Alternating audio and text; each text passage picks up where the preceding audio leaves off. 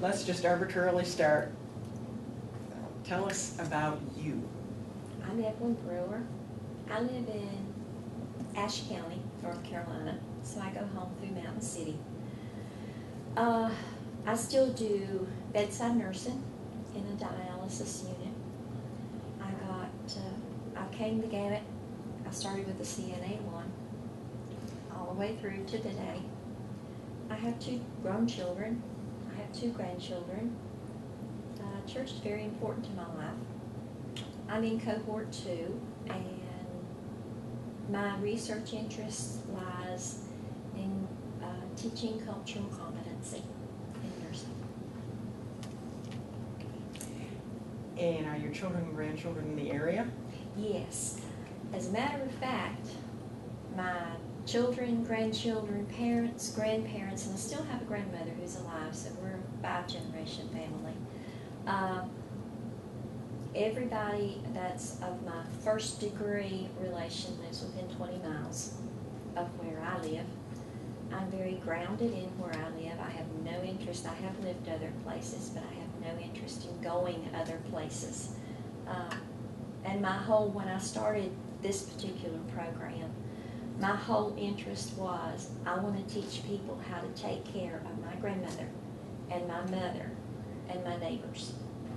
And I have never veered from that course. That is all I'm interested in, is staying at home and learning how to take better care of the people. And I think the best way that I can do that is to learn how to teach them how to do that. I've always wanted to teach, but the path just didn't take me that way until now. I got my associate degree from Caldwell Community College, my bachelor's degree from Appalachian State, my master's degree, just go down the gamut, UNCG, and now I'm here. Rich background. A varied background. Yes. And in terms of your formal teaching experience? I don't. I have none. I don't teach. I teach BLS, and that's it. I love to teach. Patient education is one of my favorite things, and I am chosen for that task very often, and the patients will come to me for their questions because you explain things. I can understand it when you tell me. And so, it's just an inherent love that I have that now I want to direct toward other nurses instead of myself. I live in the middle of nowhere. And so, I have to find something that I can do that I can benefit other people without a whole lot of travel, because I'm just getting too old to travel so much. So, I've just got to do something that I can be grounded in where I am. Okay. Anybody else have questions for Ellen? Because this is interactive. I think you've hit a chord because I'm from North Carolina and I graduated from UNCG, so it's nice to hear that. And I've done hemodialysis, so several things you said made me a kindred spirit. I love dialysis. I love the patient contact, the continued relationship that you get, because you really learn. You see them more than you see your family. Yeah. You learn their heart. You learn their concerns. 12 hours a week with them at least. Absolutely. For better and for worse. For better or for worse, right. Yeah. A kind of marriage, not that you wouldn't have planned. No, they truly become like family members. They do. They really do. And they depend on you at times more than they depend on their family. They look to you for answers, and they look to you for guidance and support. And it's a wonderful place to work. But again, I get too old to pull the long shifts because it's hard. So, moving on. I'm Angel Collier. I'm from Lafayette, Georgia, which is a small town south of Chattanooga, Tennessee. I worked labor delivery for a number of years, loved it, loved it, loved it. Got promoted to clinical educator to teach the nurses. Loved that, so I thought, well, I'll go get a degree that matches that. And then I got an opportunity to teach at the university in Chattanooga. Started teaching there about 3 years ago. Love that. So I just love what I do. Trying to learn how to be a better educator, specifically in a clinical area. I don't think there's very much guidance as new nurse educators for how to teach clinicals and do it effectively and the best way for the student and for the teacher. So that's where my area of interest is. I have 2 children, 14 and 11, and they both started school today. One started middle school and one started high school, so I'm having a little bit of a crisis here because I've never had a high schooler before, and I've always had one in elementary school, so I don't know what to do. And that's it.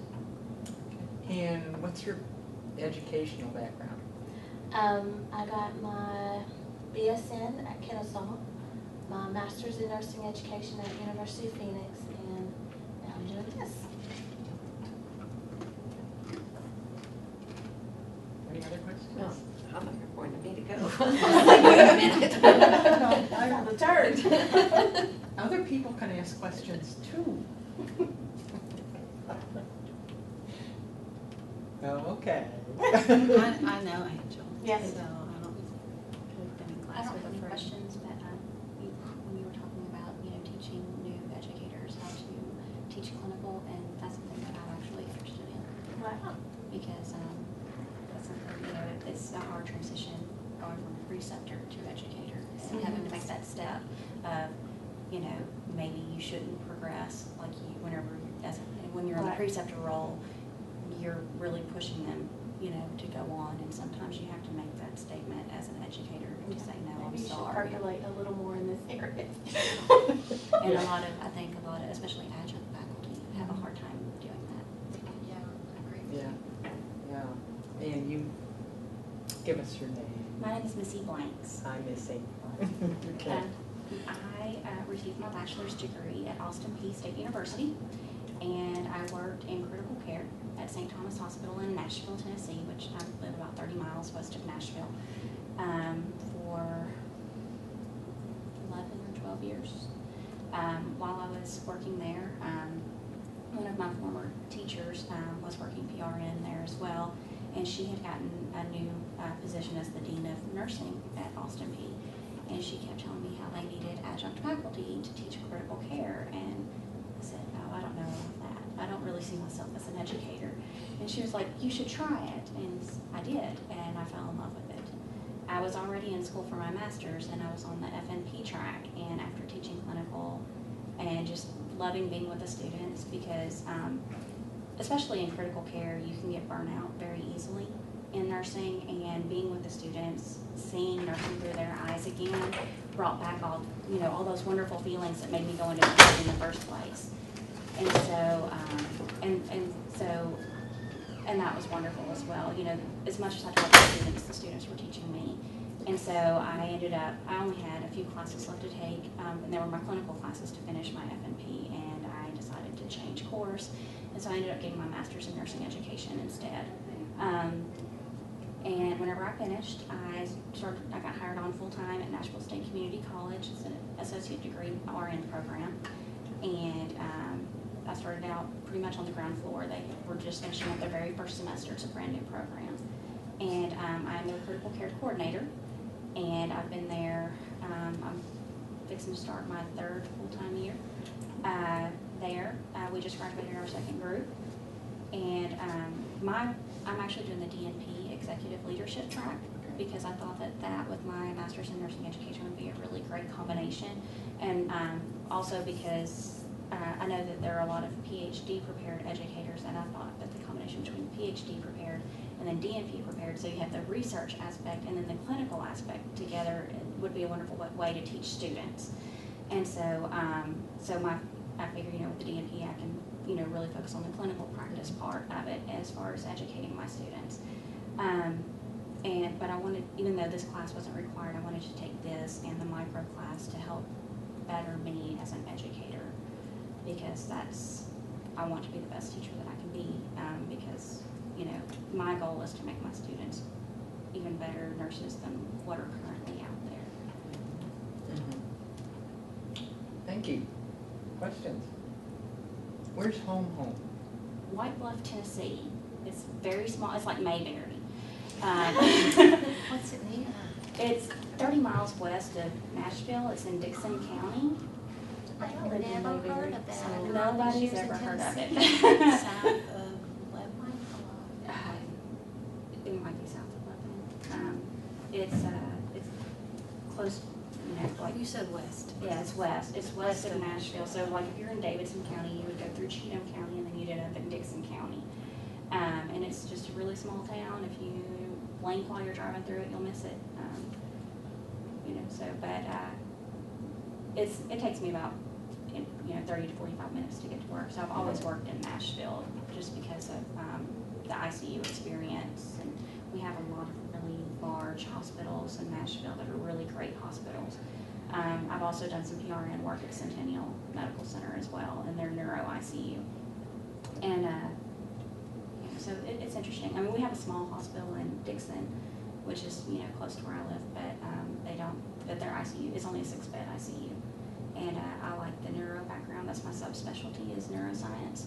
And I've also done some work with, I've done a little bit of, working in critical care. I mean, I take care of everybody, but more so of the neuroscience aspect. I keep up my certifications and stuff like that.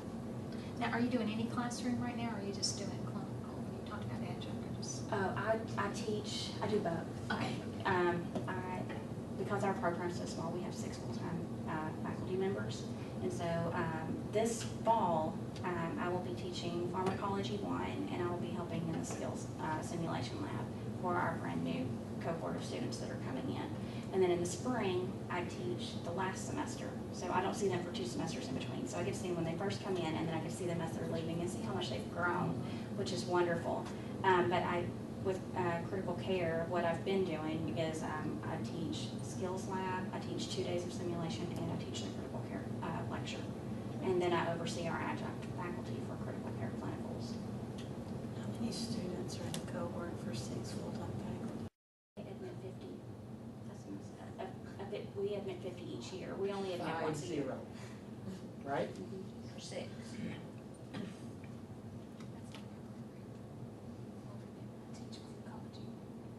You do? We've got it divided up into 4 semesters. So we've got each Changed it. Oh, I'm sorry. Talk pharmacology. Yeah. I just want Okay. on the yeah. recorder so that So- when Susan looks at it, she can hear it. Sorry. I'm sorry, Susan. So, we divided up our pharmacology class into four semesters. So we have Pharm 1, which is an introduction where we teach the math dosages and, kind of the basics, IV fluids and different things like that. And then when they go into their second semester of pharmacology, it follows along with the classes that they're taking, which it talks about like a lot of the common drugs that you would see in a med-surg unit, and we go by system. So if you're studying cardiology and med-surg, then you'll go over the most common cardiac drugs. And mental health is also during that semester. And then our third semester is our OB and PEDS. And so the Pharm 3 is centered around that. And then fourth semester is critical care. And so then we go over the critical care drugs and ACLS drugs and some things like That's that. exactly how our curriculum runs, except we don't have a separate form. We have an intro and we're trialing this, so we need to talk. So, and how many credits is each of those courses? Each Pharm is 1 credit, so it totals out to be 4 at the end of the program. Gotcha. All right. Some stuff going on that Yes. help each other. Okay. My name is Sheila Hurley. I'm a cohort 3, right? Yes, cohort 3, I forget. I got my BSN from Tennessee Tech University in Cookeville. And I have a varied background. I've worked pulmonary, OB, home health, med-surg. My husband was in the military. I had the opportunity to work at a military hospital when we lived on the Panama Canal. worked in Texas, so we were in Texas for a while, so a lot of different aspects. And then I had the opportunity as a BSN to teach adjunct clinical when they were desperate. So I did that and fell in love with teaching, so I decided to go back and get my master's. So I got my master's from the University of Phoenix. I did a master's in nursing with an MBA in healthcare administration. So then I took a full-time job teaching at Tennessee Tech. So I'm starting my 4th year, and I think it's just been trial and error. I mean, there's no education really. I feel like even though I had education, it's not the same as getting in front of that classroom and doing it. I teach some NCLEX review courses and for Hurst Review out of Mississippi, and that's been very helpful, putting me in front of a huge classroom of 70 or more people, and just with presentation, I think that's helped a lot, but it doesn't help with content development and delivery as much. But a lot of different background, Right now I'm teaching leadership and management. I've taught fundamentals for 3 years, but a little change this year. I have 4 children, 13, 11, and twins that are 9. And I'm homeless. Well, do tell us about that. During the semester, we sold our house very quickly and had to move out in 17 days. So we've been there 11 years with 4 children. We moved out the day of our class presentation. You In the didn't tell us rain. that. I know, I was exhausted. Oh, So I left my husband finishing in the rain. But we're good now. We had our little meltdown after selling the house. We were at our neighbor's house, and the new owners were in our pool. Yeah. And my little girl was standing there like, they're in our pool. So it really hit her that wasn't our house anymore. So we didn't have time to buy a house though. So, and with school and work and here, and we're still homeless. Now, you're living with your mother. Wait a minute, you want to move to Sparta? I've got one in Sparta that we're getting ready to sell. 4 bedrooms, 2 bathrooms. It's right in That town, sounds right up on perfect. 11. You turn out the back, you're right on 11. See, my problem is I need to be in Putnam County. Oh, see, yeah. That's my problem, or yes. I mean, 10, 12 minutes. I know, I If you just, drive fast, I can do it in 8. I know. We'll talk to see how close to the county line you are. Not close enough. I'm trying to get closer to the county line. So you're still in Sparta? Yeah. You're right now? Yeah, yeah. Well, I'm at my mother's house with 4 kids and 3 dogs and a husband. and why is Putnam County so important? That's where my kids are in school currently. They're on Okay. sports teams. I got a Yes. 13-year-old getting ready to go to high school next year who does not want to change counties. That would be devastating. So, And there are no special exemptions. no. Not that I've found. You just need to find the person If that you can know get you the anybody, exemption. yeah, we'll talk. Yeah. There's got to be some school board folks that, well, I've not heard of any school system yet that doesn't have some variance in there. Especially if if you the get kids to play the right ball. people. I don't care where they Yeah. live. But counties, I mean, as far as zones, I know there's flexibilities, but I didn't know there was flexibilities with counties. Get you a P.O. box or something. I do have a P.O. box. That's.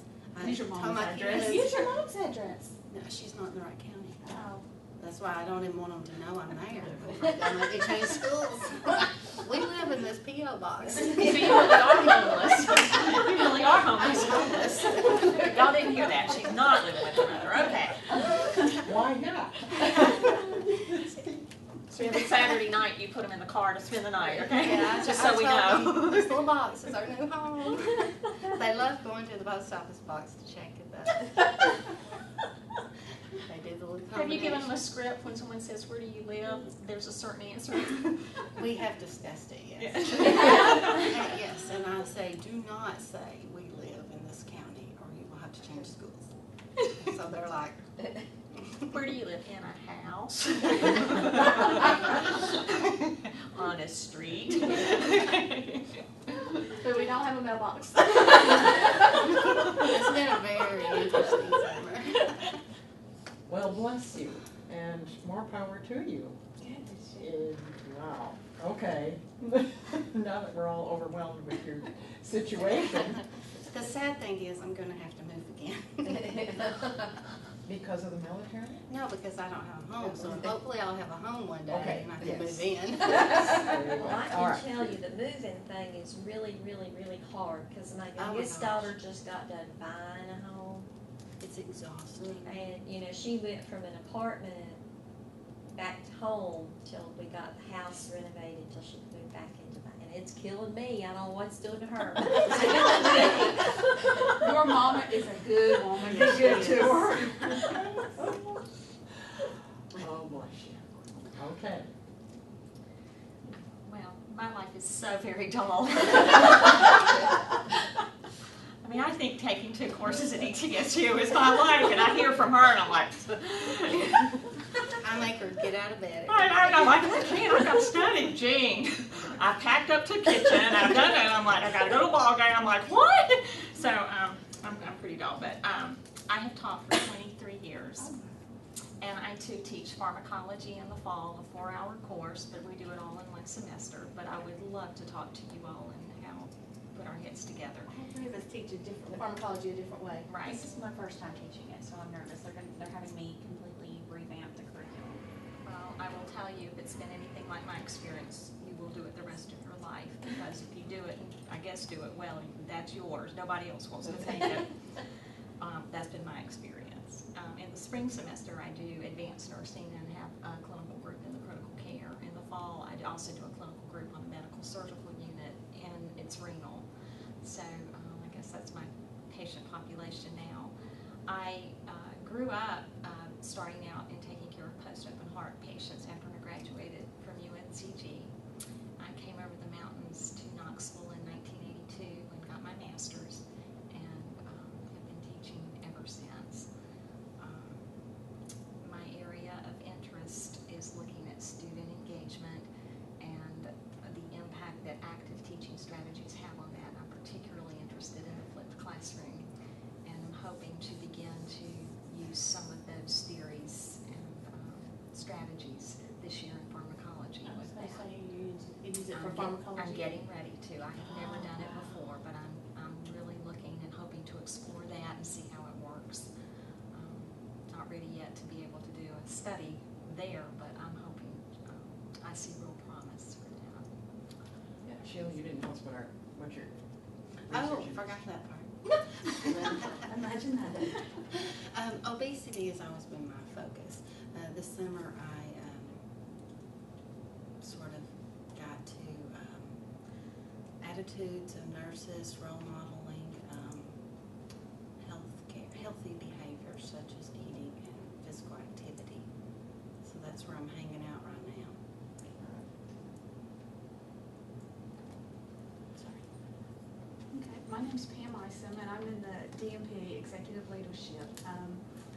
I wanted to do this class for just a couple odd reasons, but my master's is in public health. I've been in public health for a long time, and fortunately, if things don't change, I can retire from public health in 6 years, which is the whole purpose of getting the DMP. I would like to, when I retire, just teach some community health or public health nursing classes.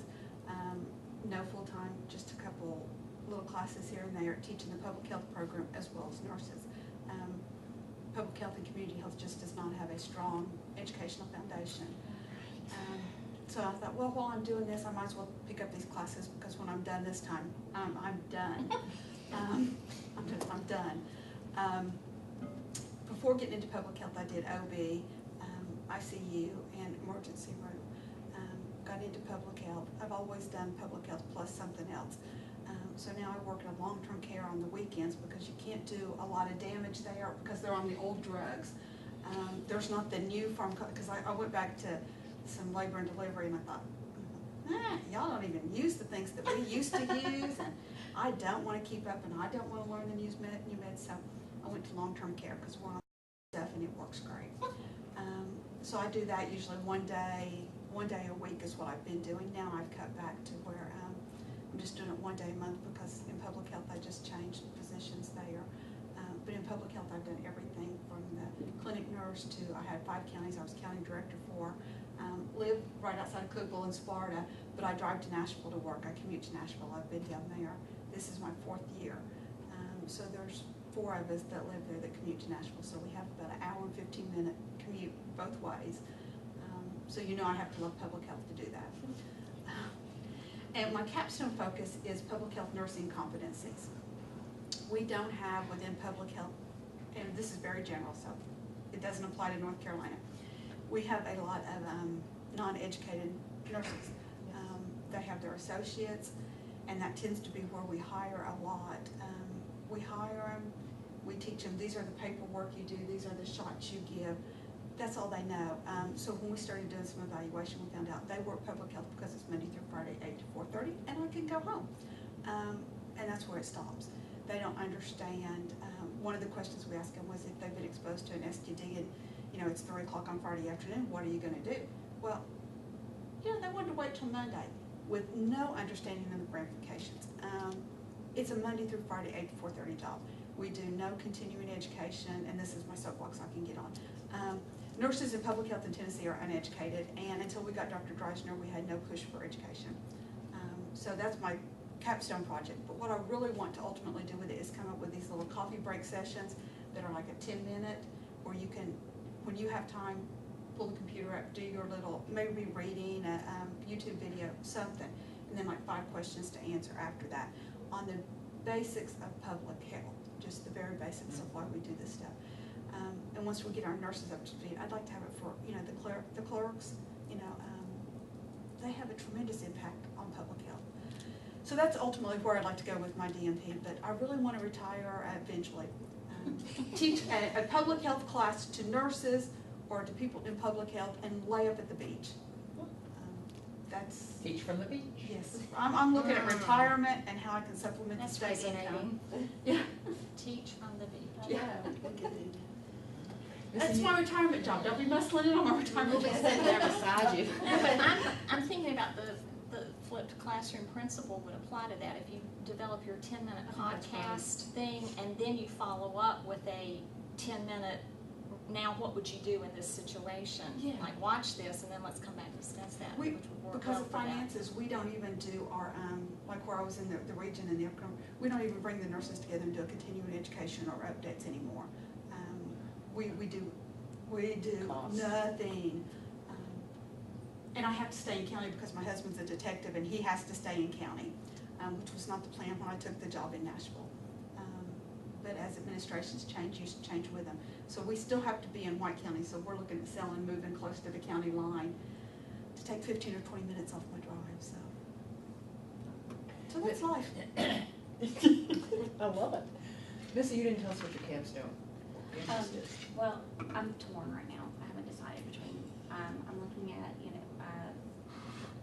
educational mentoring for adjunct faculty to help them transition into the educational role, or more effective ways of teaching ESL students in order to help them be successful on standardized tests, because we have a lot of ESL students, but the problem is whenever, and they may do great on regular tests, but when it comes time to take the NCLEX, we have problems, and so we need to work on that. Thank And you. I also graduated from Tennessee Tech. Your name sounds familiar, but also was so unique, you know. That's what it was when I went to school there. Speaking of community health and public health, since I teach for an associate degree program, we don't have a community health class, but I do feel like that it's very important. So I try to integrate a little bit of it into critical care when I teach. So every year at the end of the semester, I have my students do a health fair at the college, and I pick topics that are, very important. That where they have to do poster presentations, make handouts, and educate people that walk through and look at things regarding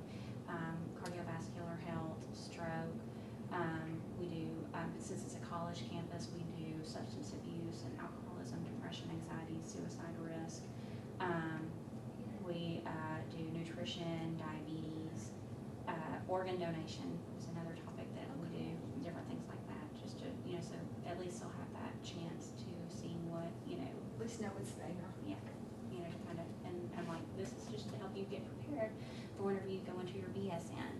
And they look at me and I'm like, because you're going in, you're doing that. Don't say you won't. We all have.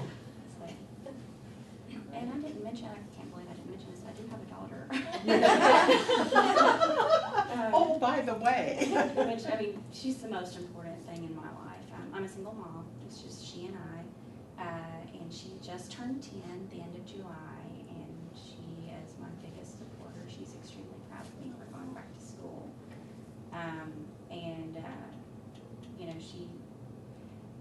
Sometimes she says she's going to be a nurse, and sometimes she doesn't. It just depends, because I think she was 8 years old when my mother passed away, and my mom lived with us, and so we took care of her at home. And so she, as an 8-year-old, she tried to do as much as she could for her grandmother, and so she sees how important nursing is.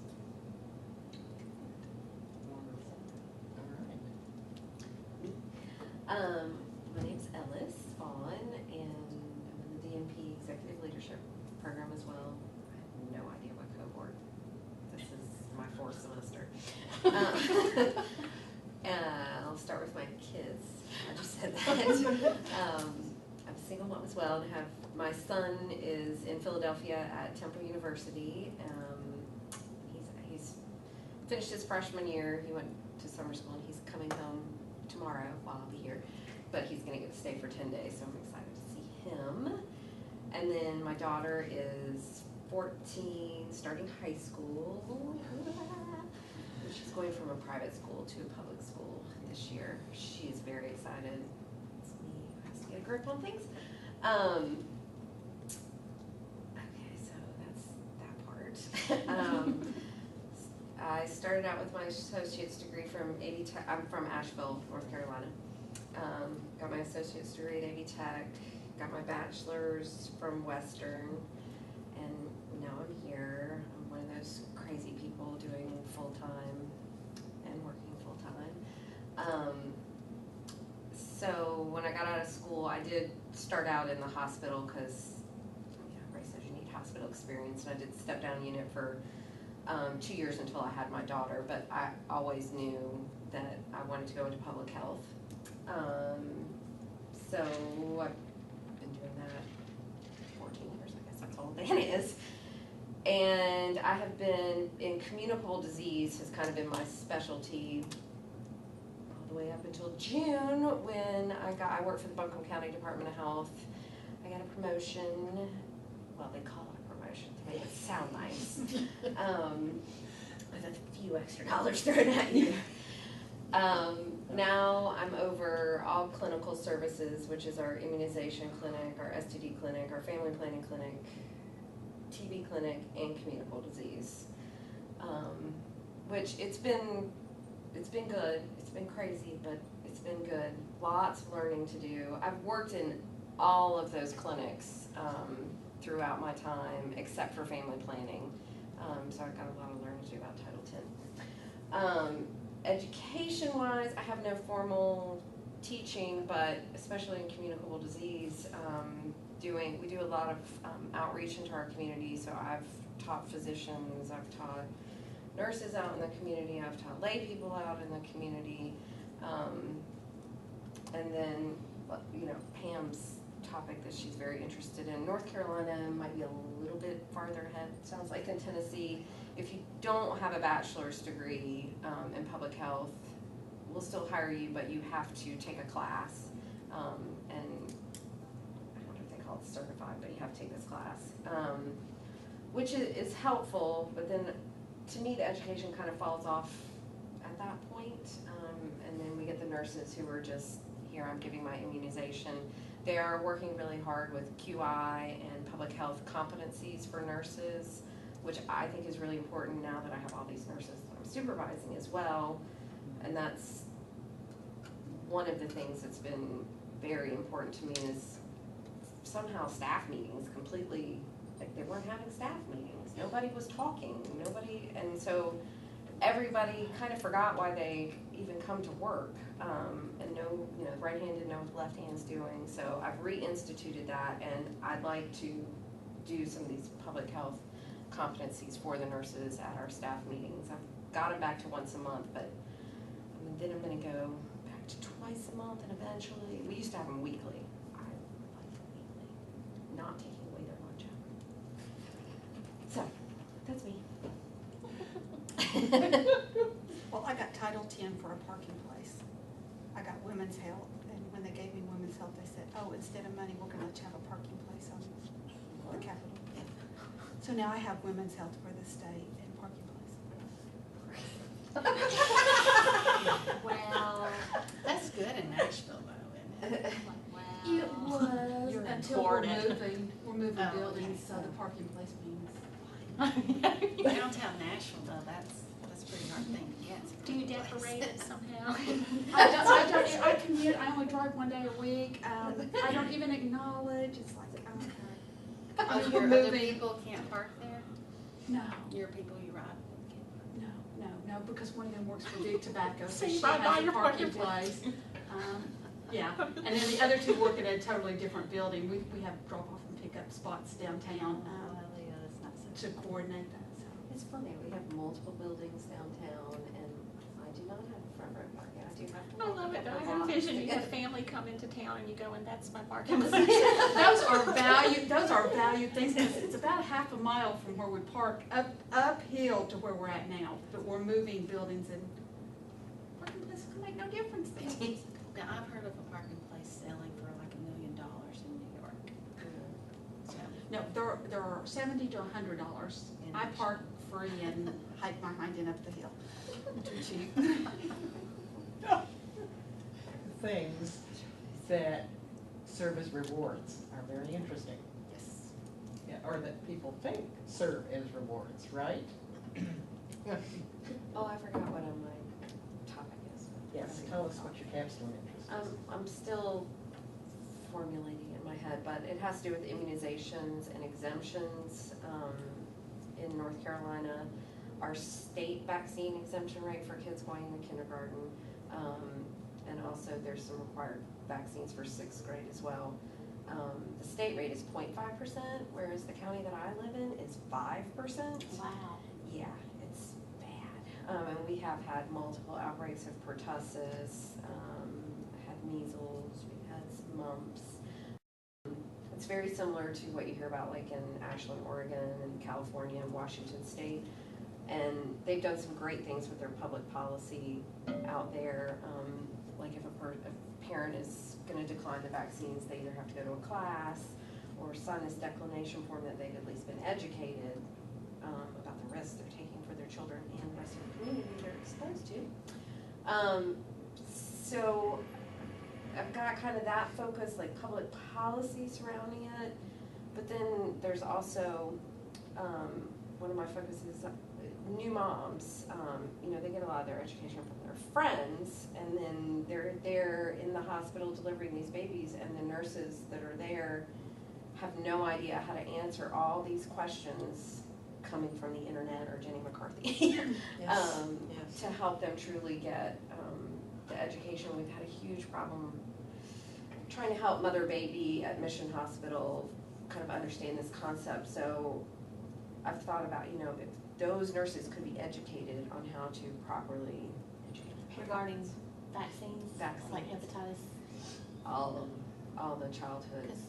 their whole childhood. So we just Because we have a lot of people that don't want the MMR, they don't Right. want the Hep B.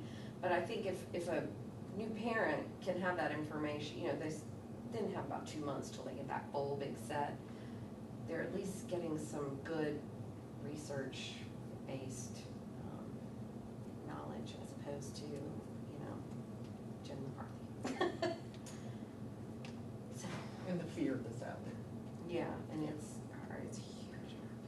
Isn't it amazing? And they don't What know the media diseases really and the exist. impact she has had is just incredible. It really is. It's sad because we've had a baby die of pertussis in North Carolina the last year. Oprah says it, it's gospel.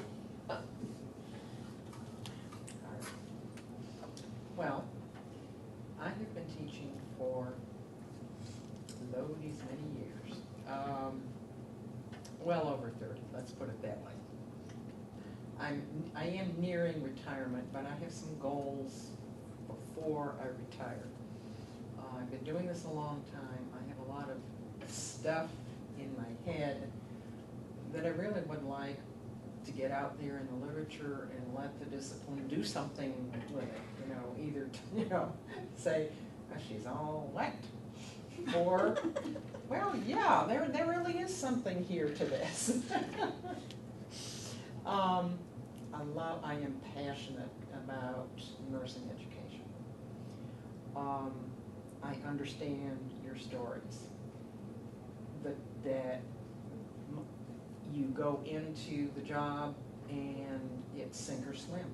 You know, you're thrown off the dock and go for it. And tragically, that has not changed in higher ed in decades. I can tell you that I did not get my doctorate until I'd been in education for a long time. And it took me much longer to get my degree than I ever thought it would due to personal life circumstances.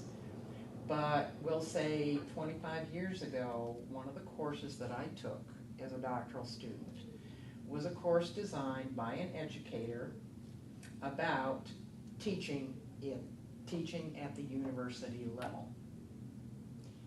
I had never before seen such a course. I have never since seen such a course.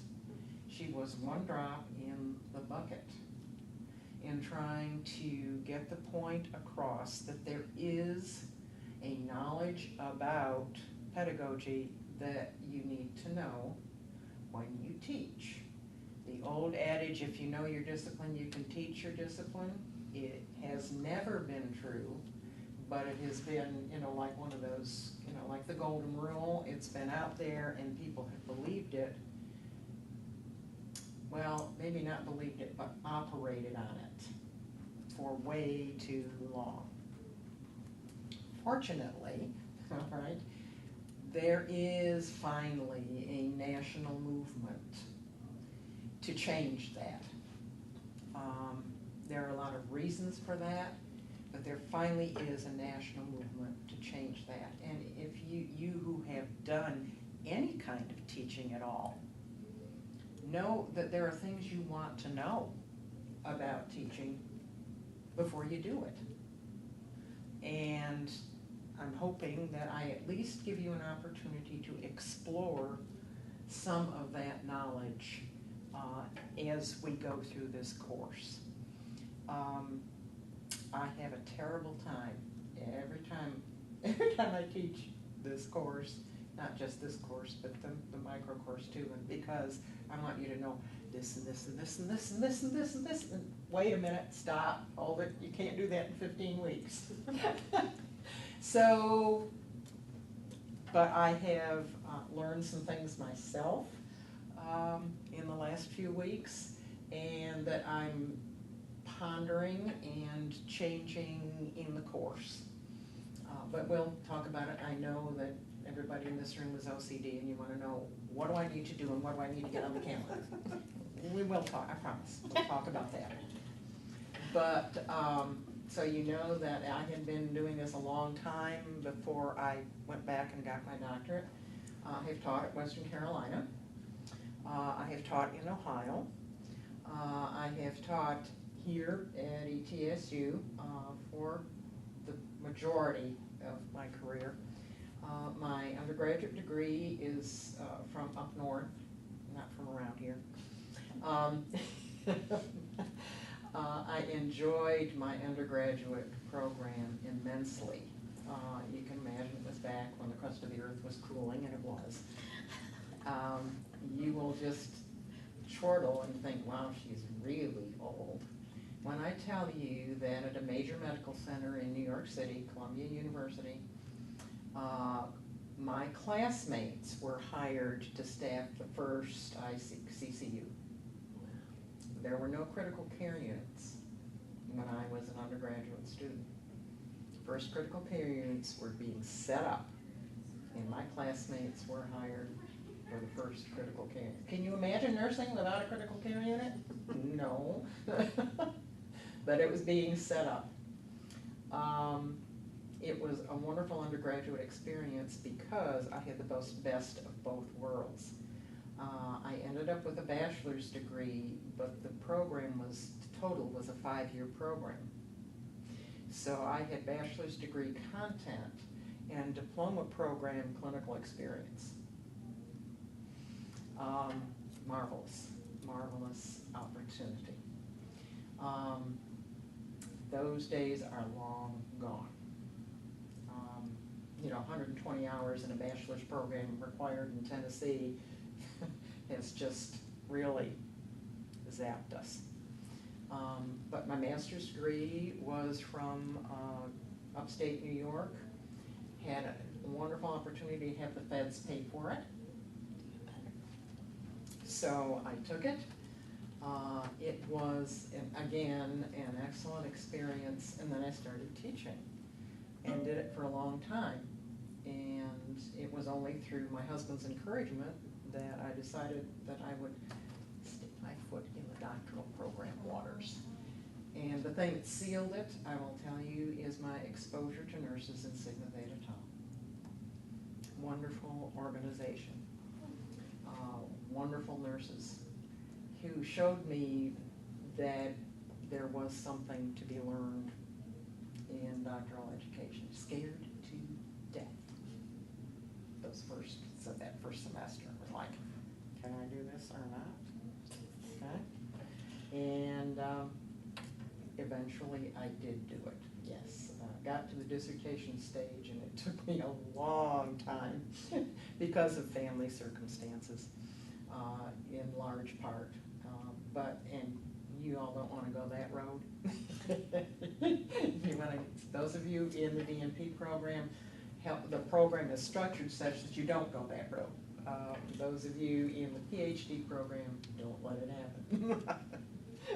Is my only piece of warning to you. Not because it wasn't a learning experience, but because it puts other roadblocks in your way. Mentally, you get very tired of not finishing.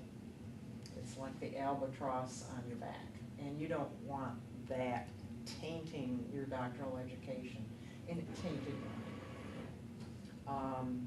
And I would not wish that on anyone. You will not set the world on fire with your dissertation. You will provide some good, solid something, and put it out there and be done with it and move on.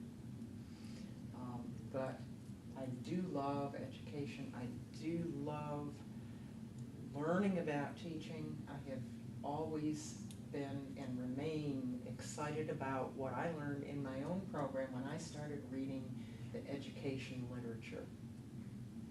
And I went, wow. And I could see the application, and I knew that nursing was not doing that. Because we have not, and there's a lot of reasons why we didn't, or why we left the education world, so to speak, we are now in a pickle because there is a tremendous pressure.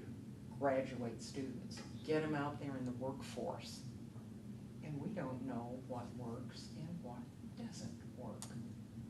If we know something works, we have no clue why it works, so that we can use it in other ways. And so we're really up a creek without a paddle right now. Decades ago, the National League for Nursing did promote nursing education, did fight for nursing education, did set standards that made differences in nursing education. And then for a while, there was drift in that organization. There was a perception of a different role that they should be taking. And at that same time, the pressure for research in nursing, you know, research about nursing and about clinical practice was on the upswing. And so we kind of turned this way and said, okay, what's really important is research about nursing practice. And the National Institute for Nursing Research, we were pushing to get it, pushing to get federal recognition and money to do nursing research about practice. And now the pendulum, as it always does, is kind of swinging back. And because we have a faculty shortage, a nursing shortage, and all the other pressures that you know about, now people are saying, well, how can we do this best? How can we do it quickly? How can we do this, that, and the other? And of course, there's a simulation bandwagon, and forgive me for calling it a bandwagon, but it is. And everybody wants to jump on the simulation bandwagon, forgetting that we have used simulation in nursing since Mrs. Chase was introduced in the 1920s. Now the trouble with that is we never looked critically at what we accomplished with Mrs. Chase. What difference did it make if we used Mrs. Chase or didn't use Mrs. Chase? What difference did it make if it was your best friend in the bed that you were learning to bathe in fundamentals versus Mrs. Chase? You know, what did it mean not bathing a friend but going directly into the hospital? And the first person you ever laid your hands on to bathe was a patient. Oh my. We don't know the effects of that on students. We haven't done our job as nursing educators. And I don't mean that in a critical way, because you all know what the job of nursing education is like, more or less. And it's no less intense than the practice world. And you spend all your time and energy, and at the end of the day, you don't have time to sit down and reflect on what went on here. What can I learn from my day today? You know, you're just moving as fast as you can. So I'm hoping in this course that there will be some moments because of the course requirements, that will force you to sit down and to think about what happened today. I was teaching this family, I was teaching this nurse, I was teaching these students. What happened today? You know, did they learn anything? What was it they learned, etc. So, all right. That's a little bit about who I am. I am pro-student.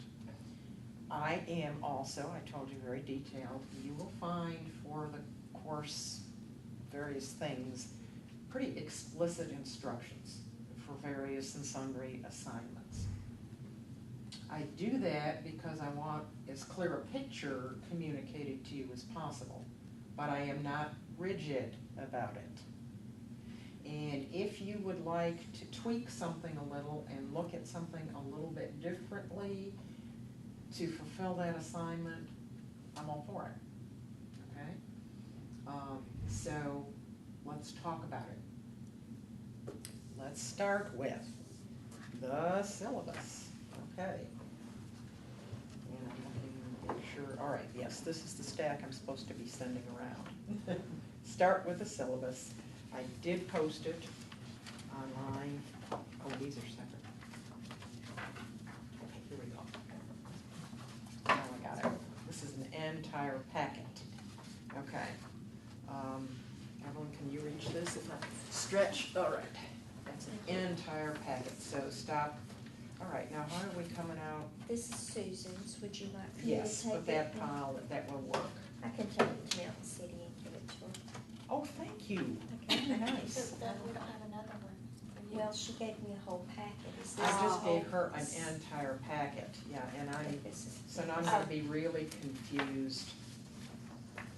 Keep the entire packet, let's do that. Keep this entire packet for Susan. All right, and we'll try to get, because now I gave parts of things to get copied and I'm not sure which. All right, everybody should have a syllabus. And somewhere in your packet of things, there should be a There's syllabus. a syllabus here for both of us. Okay, I'll wonderful. double check as we go through to be sure that we have everything. All right, well, let's just talk about the syllabus first, if I can find my copy thereof. This may be, is this your copy? Well, give me Since- that one, that will make it easier. Okay. This is intended to look at the big issues. That's why it's called macro perspective. It's intended to look at the big issues in nursing. And you have to make some hard choices. Okay. I really want to ask you to think about something called the Scholarship of Teaching and Learning, or SOTL. Is that a phrase that any of you have heard before? How have you heard it? We have a SOTL committee, or we had one last year. It's sort of been put on hold this year, but, In the we- College of Nursing? Mhm. Woo-hoo. Yes. Okay. We had gotten a new dean a couple of years ago, and she felt that was very important and developed a SOTL committee. We actually had a research conference last year that the SOTL committee put together. Ooh, I would love you to tell us about that conference. Okay. Ann Hellman, you know Ann, Yes, was the leader, wonderful. All right, so. okay. I have heard the term in looking at a research project where most nurses, most nurse educators do not, they haven't defined the term. What is a nurse scholar? Yes. What is that? And so that's kind of, when I saw that, I was like, oh. Kind of fits in. Well, the Scholarship of Teaching and Learning comes out of, not within nursing, but comes out of higher education. And I'll say a little bit more about that, but that is our first topic, and a topic that I feel is very important and is very necessary in nursing. We're gonna talk about, we're gonna get into some more in-depth discussion of the types of nursing knowledge. I do not have my copy of Chin and Kramer here, but does that ring a bell for anybody? For some of you, yes, for some of you, no. Okay. From another class I took here. Okay, yeah, we'll talk, but I really do want to focus in on nursing knowledge, because if we're teaching, we ought to be teaching nursing knowledge. We don't always do that. We really do love our content. And their content and nursing knowledge are not always synonymous. They don't always go together. So that's why one of our big areas of emphasis is going to be the nursing knowledge. Okay. Do want to, of course, talk about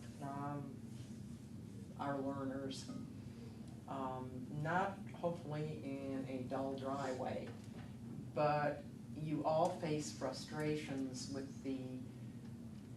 sometimes with the characteristics of the students that you deal with. But these are going to be the practitioners of tomorrow. So best we try to get inside their heads and get a bit of a grip on how they think, what some of their values are, what impacts them. Nursing curricula. I'm sorry, people think curriculum. I hope it's not a total ugh when we finish, but we really do have to look at curricula, because curricula at base are our arms and legs. Ooh, I use that one too. Curriculums are our arms and legs. It's how we get from point A to the end of the course. Do want to talk about something that we don't often talk about, but I think it's really pertinent today, and I'm going to have you do some real exploration here. The nursing education continuum. we have had in nursing an exclusivity mindset for a long time. Oh, those people with the bachelor's degrees. You know, oh, we've got a PN, send me an RN. Oh, you know, you do this, okay. That ought not to be the case in nursing. And do any of you know Tony I can't even say her last name, Bargagliani? She was dean in Memphis for a number of years, and she was a keynote speaker at NLN a number of years ago. And the basic tenet of her keynote speech was, we've got to become inclusive in nursing.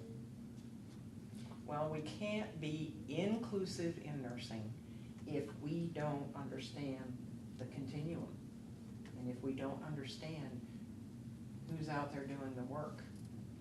And Evelyn, you're going to be a really wonderful resource for that unit, because you've been there. You've been through all the levels.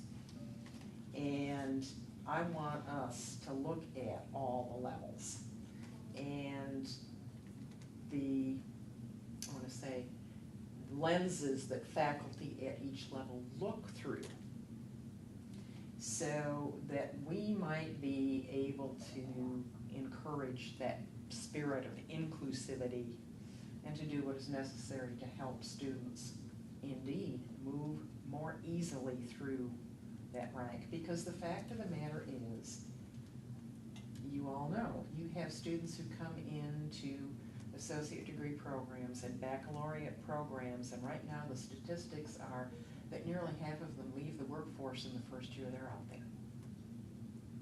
Now that's not going to help our nursing shortage.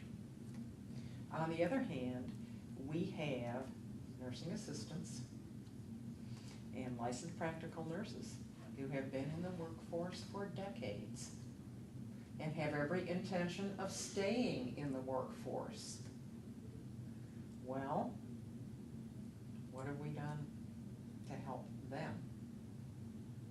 Some of them have no desire to do anything more than they are already doing, but they ought to be enabled to do it the best way possible.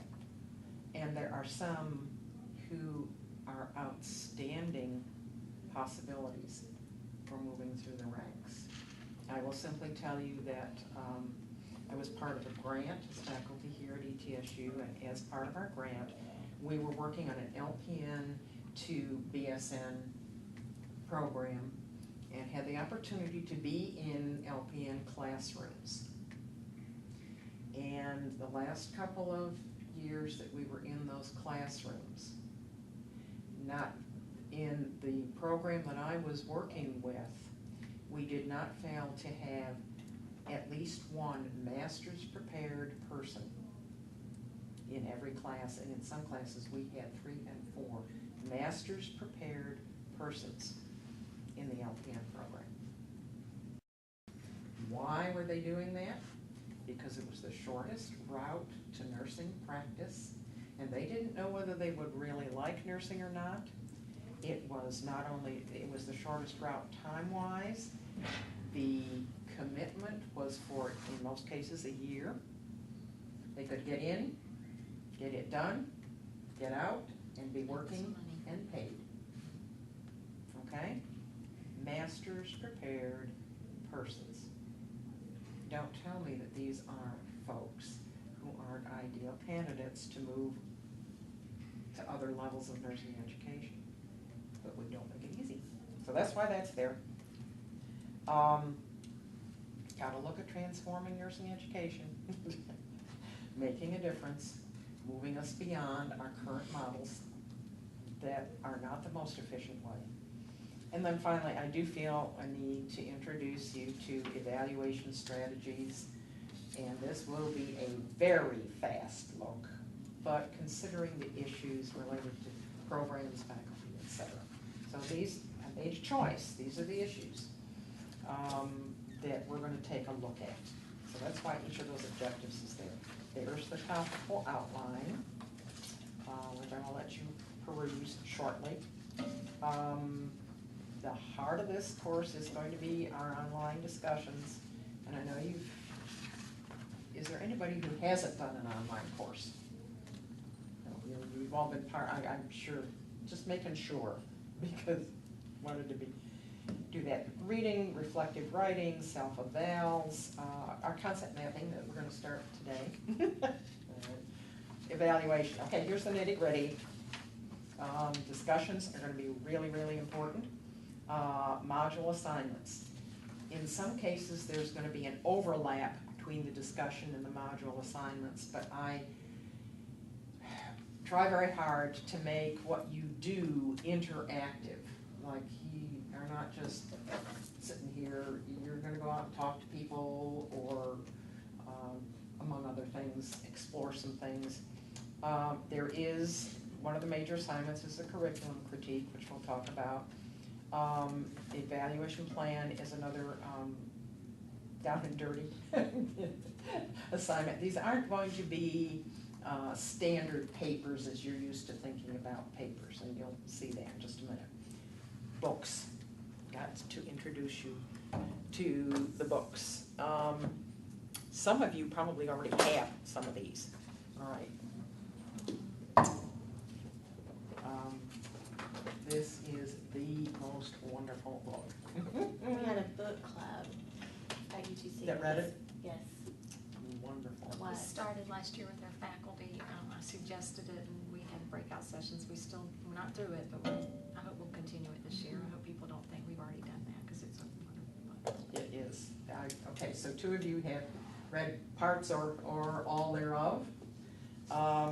You all know of Patricia Benner. You can't, I don't think, have been in nursing for very long without at least hearing of Patricia Benner. And she was one of the lead investigators. This book is the result of a major effort from the Carnegie Foundation for the Advancement of Teaching. That foundation has been around for close to a century here in this country, focusing on higher education. And as a matter of fact, SOTL originates with one of the former presidents of the Carnegie Foundation, Ernest Boyer. And he was the one that proposed that we look at faculty scholarship very broadly. That faculty scholarship should not be limited to doing research. Okay?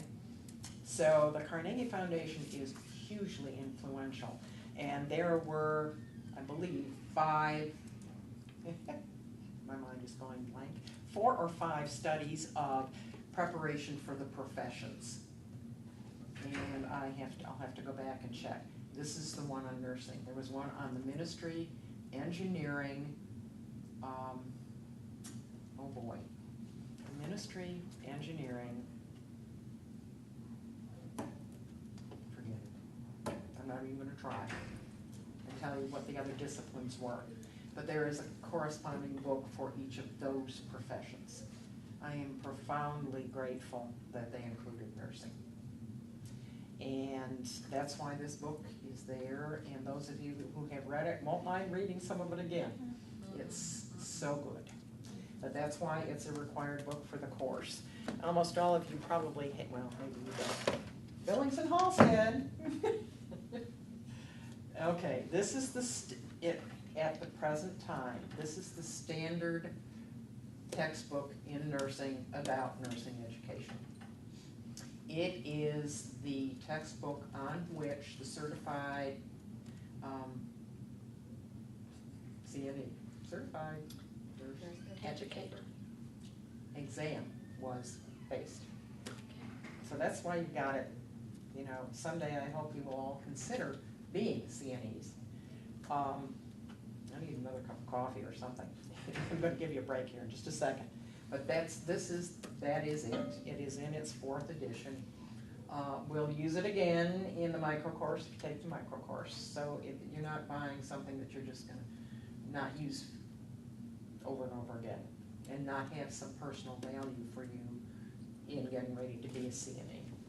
Okay, the Chin and Kramer book, Integrated Theory, is a classic, and some of you, I assume, have seen it for other courses and are at least familiar with it. It really is the foundation that talks about the kinds of nursing knowledge. Yes, the language is a bit, what's the word I want, esoteric. Sometimes you have to read it three times, and then you go, oh, now I get it. But it's well worth looking at. Terry Doyle is not a nurse. He is, however, well known in education circles and has done us the great favor of looking at the research on learning that is evolving out of multiple disciplines, out of neurobiology, out of psychology, and putting it together in a nice, neat little paperback book. And it is, the focus is learner-centered teaching. That's where the whole national movement is going. It's time to stop focusing on the teacher and start focusing on the learner. But behind that, there's, as I said, he's looked at the research. And this is one of the better synopses that I could grab for you that's readable and doable. So that's why that one's there. I couldn't resist. From my days as a doctoral student, I came to know Sharon Merriam and Rosemary Caffarella. Actually have talked with them. They are leaders in adult education. This book really is a representative of the scholarship of integration. Boyer not only talks about the scholarship of teaching and learning, Sodal, he talked about the scholarship of integration.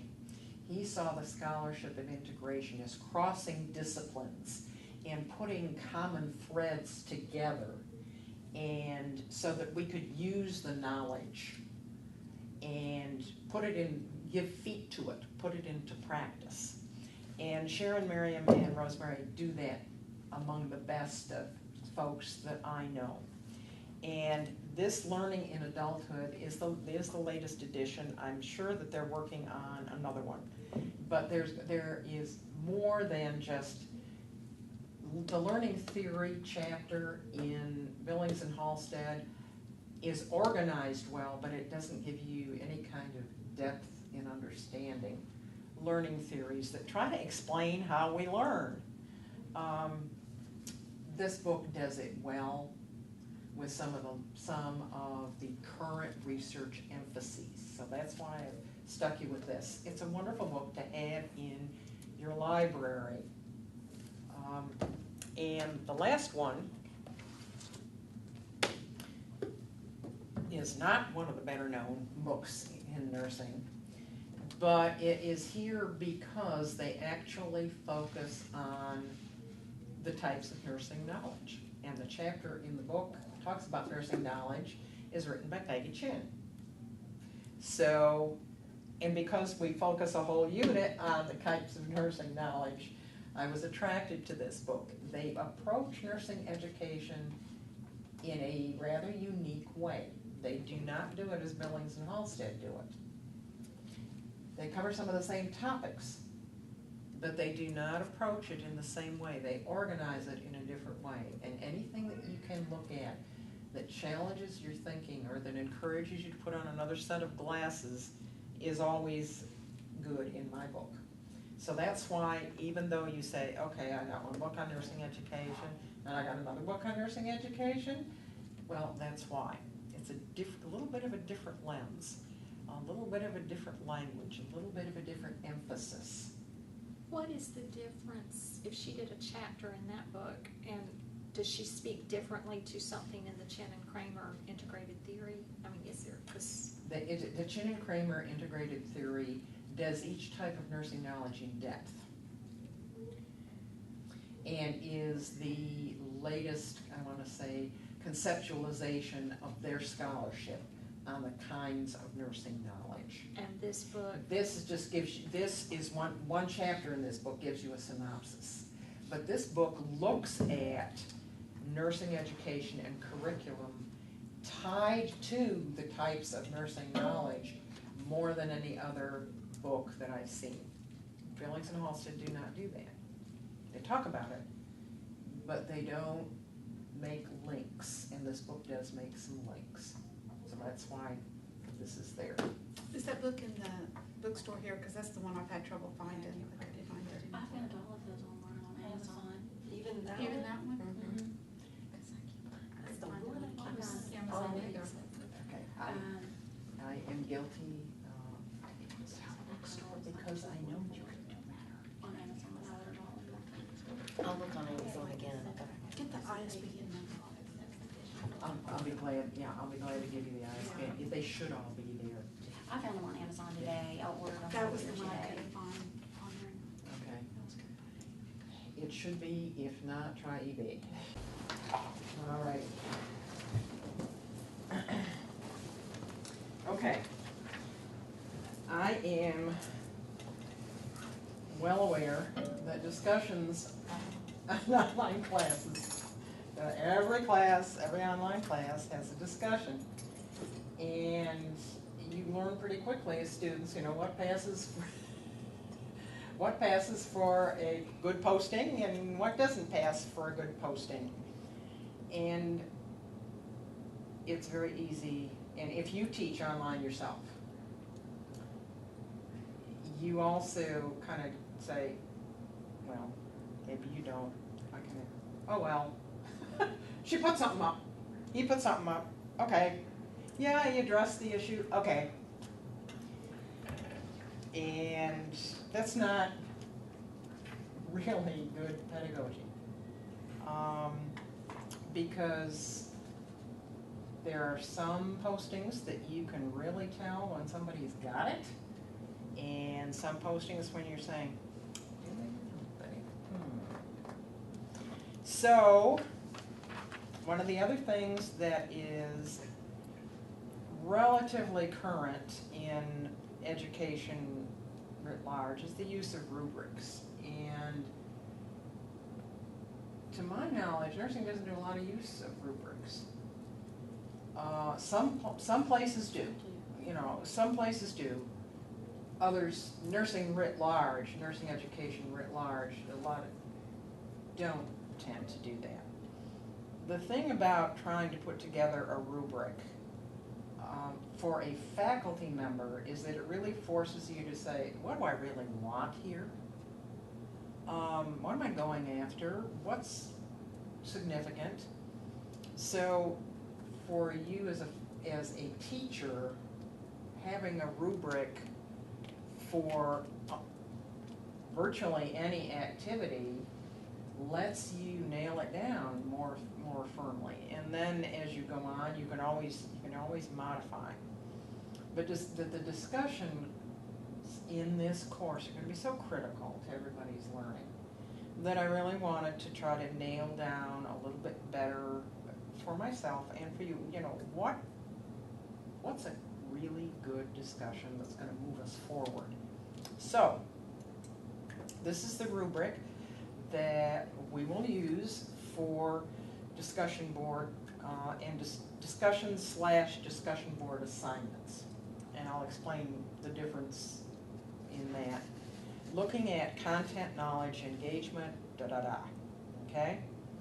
And decided to trial 3 levels. Now, you being the OCD people you are, you all want to be exemplary participants. Sometimes your life will not allow it, okay? This is not meant to be something that, you know, I've got to you know, when I'm looking at points, and I set up a course, I will tell you, I set up a course on the basis of 100 points.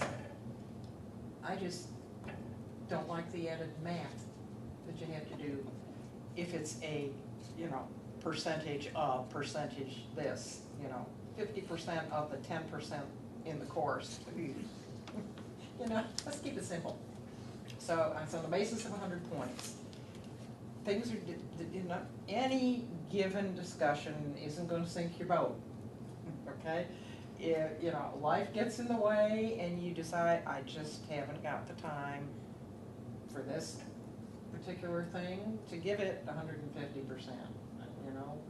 I'll shoot for 80%, okay? But the standards are here, so, you know, you're probably gonna find you wanna go all out on some modules, and others, you don't have to. There isn't any expectation per se for anybody to be at any particular level. This is just the rubric that I wanna use to keep us all focused on, okay, what do I wanna, you know, okay, I got a post tonight. Well, let's try, you know, to be thoughtful about our postings. And that's why you got this, okay? And I'm gonna be interested in your feedback when it's all said and done about the use of the rubric. Okay, next on the agenda is, okay, the curriculum critique paper. Okay, who wants to know what that is? And I think I can take one to still have enough to go around. There should be in the package. Okay, the curriculum critique paper. As I said, this is not a standard paper as you think of academic papers. And for those of you in public health and Ellen, who isn't currently teaching, pick a curriculum, any curriculum, does not matter. Pick a educational program of some sort that you're familiar with, or that you find, and we'll kind of segue these things. But the real key thing is, for those of you who do have access to some kind of curriculum, and if you know, well, think about this, if you know an LPN program or a CNA program, grab that curriculum. Put it up. Also, say I know like there's evidence-based curriculum, like making proud choices, but it's public health teaching That's okay. children. That's okay. Yeah, it's like curriculum. Any curriculum is good enough. We'll have to modify these because this is set up to look at an academic curriculum, but the basic idea is the same, and we'll modify it so that you can make use of this. The reason I'm giving you this today is because it's going to be a kind of a semester-long data gathering process. You can't do this in, okay, the paper's due next week. That's not what this is about. Curriculum has lots of iterations, and people think differently about curriculum. But there are some standards that come out of accrediting bodies. And like it or not in nursing, we're stuck with those standards because there isn't a program alive that doesn't want to be accredited. You can't get students if you're not accredited. So accreditation bodies look at nursing curricula and they say, okay, what's the framework for the curriculum? Faculty should be able to say, you know, these things we believe, these are our guiding principles, this is what we use as the foundation for our curriculum. And it may not be obvious in the curriculum that you want to look at, but there's some underlying notions about what it ought to be. You know, it ought to be at 5th grade reading level, or it ought to be at, you know, there are some underlying assumptions. So we'll look at that as framework. It's Okay. like a nursing theory, we use one. That's in our your curriculum. framework. Okay. That's your framework, exactly. Okay? Now, theoretically, everybody teaching in your program buys into ORM. Theoretically. Yeah. Okay. We just had that discussion this week.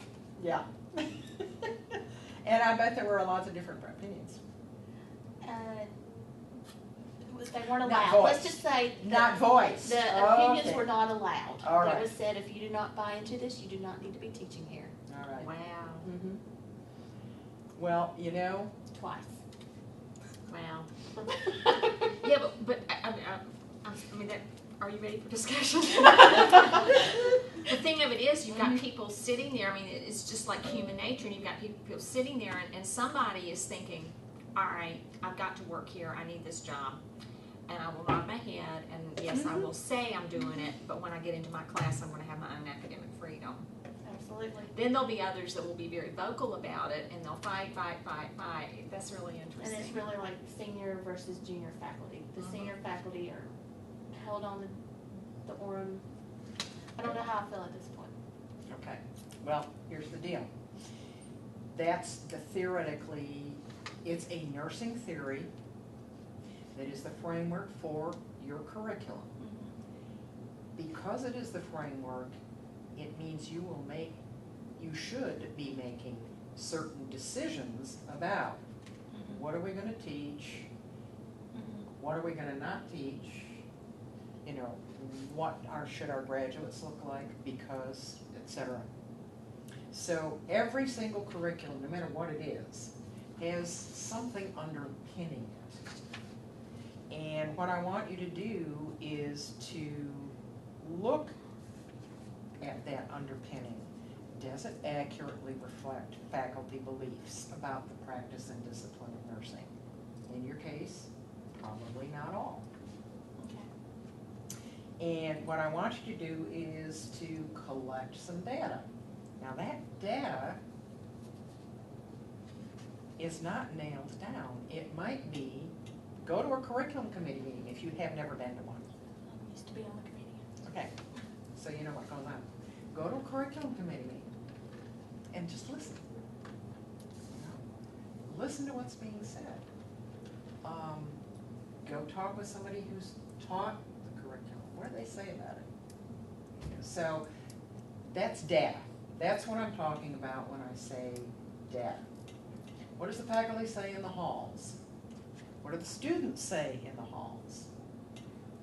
You know, think about what underlies the curriculum, whatever curriculum you choose to analyze, and try to gather some data, people's opinions, and what does it look like when it gets legs? Faculty who say, Orem's my theory, I teach according to Orem.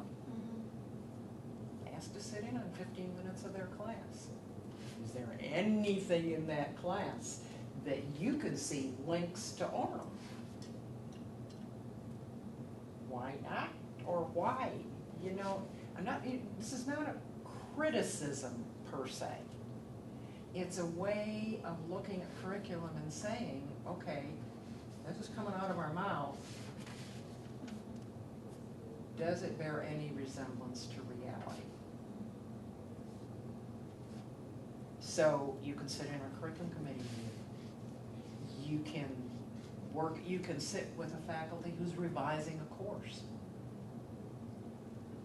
And, you know, ask them to explain, why are you putting this in and taking this out?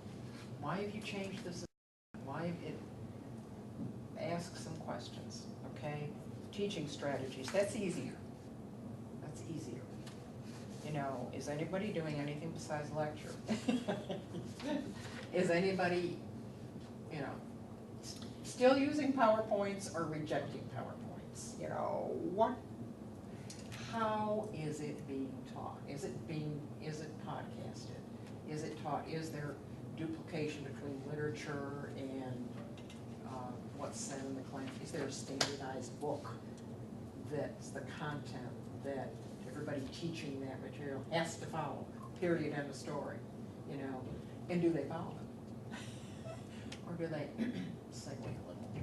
You know, talk to people, but you're not going to be talking to people with the idea that you're necessarily judging, but get their opinions, okay? For this semester, I'm going to be one of the instructors, and I'm going to be revamping my courses as we go along. only gonna be 2 other things taught this semester. And Yeah, just- so that was one suggestion. Yeah, I mean, think about what you're doing and why you're doing it. Yeah, I can see that your self-reflection about your course revision could be data for this. But I want you to gather data about, you know, what do people say is the basis for our curriculum? What kind of teaching strategies are being used in the curriculum? What about the outcomes? Do we really know where we're going here? You know, what are we supposed to achieve if we do this? What are the assessment strategies? Is it all tests? And this is throughout the curriculum, not, it can be either one course or throughout the whole curriculum? It's throughout the whole curriculum. Throughout the Yeah. whole curriculum. I'd really like you to look at beyond one course. Okay. If you can look at one course, or even more than one course, throughout the semester and get a little information about it, well and good. But I do want the focus to be the entire curriculum. Okay. You know, assessment strategies is that, you know, how do you figure out whether the learners got where you wanted them to go? I would imagine in a lot of your programs, there isn't any way to really figure out how learners get to where they go. Like, you know, there are any tests they have to take. You know, all you can judge is, well, you know, maybe if we've got 15 posters in the halls on immunization, is our immunization rate going up or down? You know? Well, like this particular curriculum I'm looking at has to do with teenagers and making good choices about sexually transmitted diseases, the Okay. overall thing. So we are looking at data to see if the decreasing STDs in that age group, and so Okay. there are. So, but there are no direct assessments of the people who receive the educational information as such. Or are They don't have to take a test, but they are doing things to assess their learning knowledge. Okay, okay. That's the, you know, and, you know, are I mean, they? they're not getting like a grade at school. Right, right.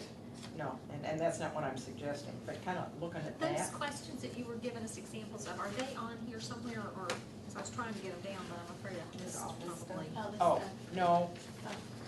I'm sorry. Yeah, the questions are on the curriculum checklist. That's what I'm looking at. Okay. Yeah.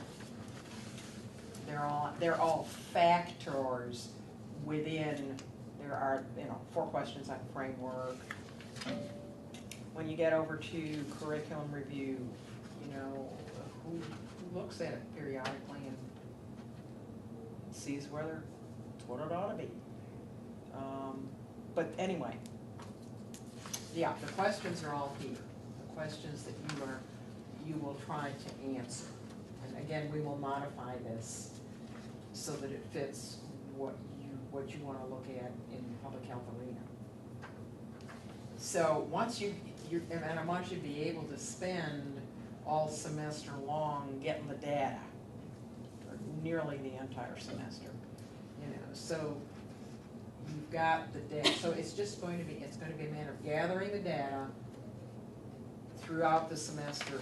Then you sit down at the very end and write it up. And what you're going to write up is you're going to explain the data and the examples that you have. For instance, you meet with junior faculty, new faculty and you hear them in the lunchroom over lunch. And I'm talking about, yeah, I mean, I'm going to cover da-da-da-da-da-da-da, and there's no mention whatsoever, you know, Orem never comes to the It doesn't. to the table. It's never discussed. Once this initial faculty meeting has occurred and the fiat comes down, you will buy into Orem and use Orem, okay? There's no discussion over the lunch table, there's no help for junior faculty to know how to use Orem as a theory. You know, you gotta use Orem. Aye, aye, Captain. What does that mean? You know, okay, so part of your data, for example, and this would be, nobody ever mentions Orem once this initial faculty meeting has occurred. Or you have a syllabus that says, the syllabus mentions Orem and that we are going to do this part of this. Well, how does that faculty member give legs to what's on the syllabus? Does that faculty member ever say Orem or any of the Orem's principles in the classroom? You know, so you might be listening to lunchroom conversations. You might be walking by a classroom door. You might be sitting in the back of a classroom if you can find somebody who's teaching your curriculum and ask, can I sit in on this for a few minutes? You might talk to a student who say, what do you think of this? You know, you get your data all semester long. Then, you know, nearly at the end, you know, you're going to sit down and write it up. You're going to write a narrative that explains your data. Okay? You're going to talk about what you found and what you think about what you found. Okay? Then the one last thing you want to do is say, okay, this is what I've learned about this thing. I really think we need to do da-da-da-da-da-da. That idea is probably going to cross your mind. And that's good, because I want you to tell me one thing that you would do to either improve or enhance. Maybe the curriculum is solid, it's the best thing since sliced bread, and anything you do is only going to make it better. Good enough. Then you make that suggestion, but I want you to tell me why you made it. Was it just your idea, or did you read it in a standard somewhere? So that's the only time you're going to go to the literature for this paper. Is if you say, well, I really think we need to do this because to make this curriculum even better. Well, where'd you get that idea? It comes from somewhere, so see what the standards are. That's the only time you need to go to the literature for this paper. This is all about getting information, getting data, and trying to explain it and understand it with the overall idea is what are all these pieces of curriculum? It's more than just a course. It's more than just a framework. So because I got to tell you, I'm going to ask you to look at how both Billings and Halstead and Moyer and Whitman Price talk about curriculum. How do they talk about it? And there are all these things like threads, frameworks, threads, outcomes, crosshatches. Like, okay, fine. It becomes an exercise. I want it to be more than an exercise. I want a curriculum to be something alive for you, because it is alive. And there are an awful lot of nursing programs that need to make radical changes a la Benner in their curricula. Well, you can't make radical changes if you don't understand curriculum. You just can't. Changing a course or an assignment doesn't change the curriculum. And so if we're It's hard to convey to new faculty that there really is method to the whole. There is a framework, and even when you get ready to do it in a faculty meeting, people go, I mean, because it's not, but it really does set the tone of your program. I mean, The 1 year I was on curriculum. it's like picking up sand and trying to hang on to it because it just, you know. Great point. Well, the 1 year I was on curriculum, I was brand new. New fact. They wanted me to see what went on. They spent 30 minutes on a verb. Yes. Oh, yes. I was like, oh my gosh, I'd almost rather have a root canal than discuss a verb. Exactly. But it made so much of a difference, based on the Bloom's taxonomy that it had to be. But when you first encountered that, you were like, you gotta be kidding me, Yes. right? And Why? everybody on a program evaluation have to write a self-study. I mean, if you've ever done that and looked at the CCNE criteria, the NLN criteria, and had to speak to every, then you really begin to see the value of all of that. And I want curriculum to come to life at least a little bit for you, and because it is the heart. It's, and I'm gonna ruin another assignment or another thing we're gonna do if I don't shut up here. But that's what this paper is. It's not your typical formal paper. It's a go out and get some information and write about it paper. And I wanted you to know that. Okay. Now the other big thing that's on there, which I don't have guidelines for at the time because I'm thinking hard about how to make it useful, is an evaluation plan. All right. There are different kinds of evaluation. And right now, I would like to have you working together on looking at some of the different kinds of evaluation and such. So, but that's not coming till the end, okay? And I will get it out to you within the next couple of weeks, if not before, okay? But that's the other thing that would be a major, major effort, besides just being in the course and talking to each other. I'm not going to have any synchronous meetings. I will, however, schedule a Skype conference with each of you during the semester. Okay? Is anybody who doesn't Skype? I've never Skyped. It's no big deal. It's easy. Yeah, you download it and you send me your Skype address, or I send you mine, and we're just there together talking with a camera. Have you got a camera? You got a camera in your computer? You're good. It's no big deal. No. Will you participate in our discussions? Yes. Okay. Yeah, I will be in there. Any other, what do I have to do? You gotta start data gathering about curriculum. That's what's, I don't want it to be, an end of the semester. Oh my gosh. I want it kinda up there, Is there The like mark a on your forehead? page requirement? No, no, Just no, do no. what we No. do, okay. It's based on your data. Okay. And be talking about it. Our program is a little different. Like I said, there's only 6 of us that are full-time faculty. So we don't have curriculum meetings. We have weekly meetings, so where we talk about what's going on in our classes and with our students and things like that.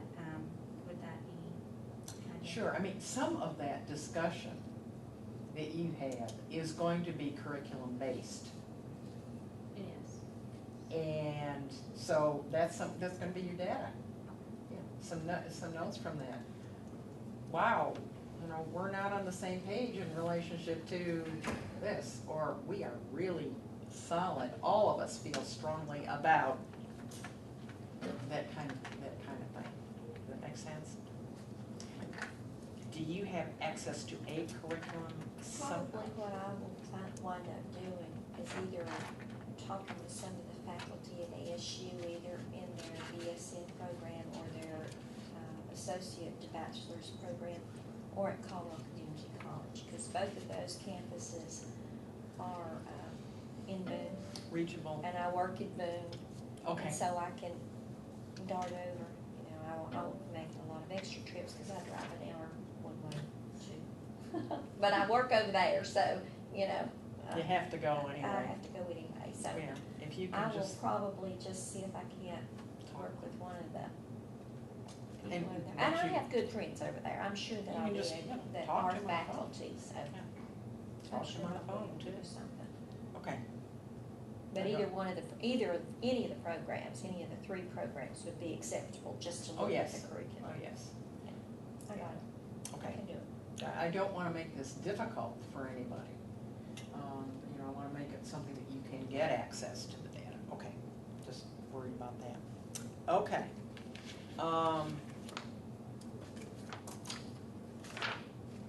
Onward and upward. I would very much appreciate it, now that you have the syllabus in your hot hands. Sorry about the course.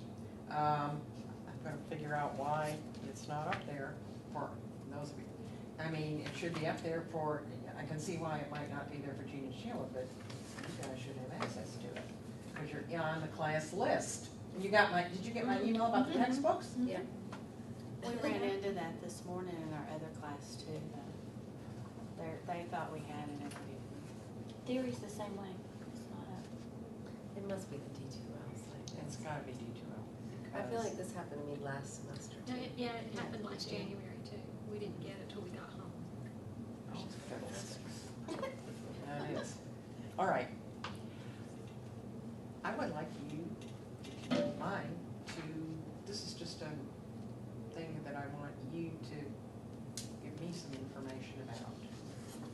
So if you wouldn't mind taking a minute or two to do that, it would be lovely. This is called, what did I call it? I just called it, I didn't title it by anything. It just says name and it has some questions. Yeah. Okay, so that's the animal, yes. Okay. Yes. The next one. 2 pages to it, front and Yeah, back. just Except leave I've it got- laying there, yeah. Like I said, in terms of my copies, I'm a little discombobulated. Yes. You know, we really do better as teachers if we move back and forth from the specific to the general, and then back to the specific and back to the general. Because we all live in context. You know, as you're talking about context in public health, who gets hired in public health? You know, and what do these students bring with them to public health? And it seems like one of the things they bring is a primary motivation to have a job that is contained in a specific amount of time. That's why they're drawn to the job. Do they understand their contribution to health in the country? Probably not. But what if they did? You know, what if they stepped back enough to say, wow, I immunized 25 kids today. Did I even address parents' worries about, are my kids gonna have autism when they step out 3 months from now? Did I even ask parents about that? You know, did I try to offset some horrible negative beliefs that are out there about immunization? And if they were thinking community health, they might do some of those things. And as teachers, you know, we're trying to do something when we teach. We want our patients to change their behaviors. And so, wow, is that a major, major effort? We want our students to look like something when we're done and to go out there and make a difference. I mean, that's really, I think, a high motivator for a lot of faculty. If I'm out there practicing, it's only, you know, the patients that I touch. But if I get to be a faculty member, maybe I can get inside some heads and, you know, maybe there are 5 people that I can convince to think like moi and do a great job as nurses, you know. If you talk to faculty, some of us, that's why some of us decided to teach, because we thought we could do more. Yeah. And then you try teaching and you say, I'm not sure I did much of anything here. But I might have. So my primary argument is I'm in the classroom and I'm tunnel visioned, you know, on teach this class, write the test questions, evaluate, you know, whatever, and I lose perspective. So if I can take some steps back and say, where does this thing that I'm doing today fit in the big picture? You know, maybe I'll emphasize some different things in the classroom. Maybe I'll see some things as more or less important than I do right now. So when you think of curriculum is a way of stepping back and looking at the big picture. forcing you to look at the big picture. So, let's start this way this time. And let's talk about your diagram. All I did was, in my mind, things, granted, I have never formally taught work curriculum, it's kind of Greek to me in the first place, but things that I would think influence curriculum being, obviously whoever's creating is gonna have the learner in mind and the person teaching it, the framework surrounding it. I put in there current professional politics because I think that does affect whatever is going on. Never worked in an institution, but I work in the government, and I would think it has something to do with it. And then what are the needed outcomes, and then whatever curriculum you're teaching is the output, is the impact that it's going to have on that person, society in general, and the profession surrounding whatever you're teaching. Great, and just, I'm not gonna try to move the camera because the pillars are in the way, but Susan, just to tell you, this is the word curriculum is in the middle, and then there are arrows pointing at curriculum with all these factors that Alice has just talked about. Yeah. So curriculum's in this picture, kind of in the middle. There's things coming in and something going on. Yes. Okay. All right. Like that.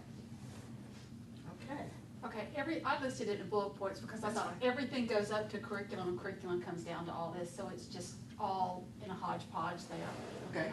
Obviously, you have to evaluate your students that's going to be receiving the curriculum. Is it designed for those students, or those students appropriate for?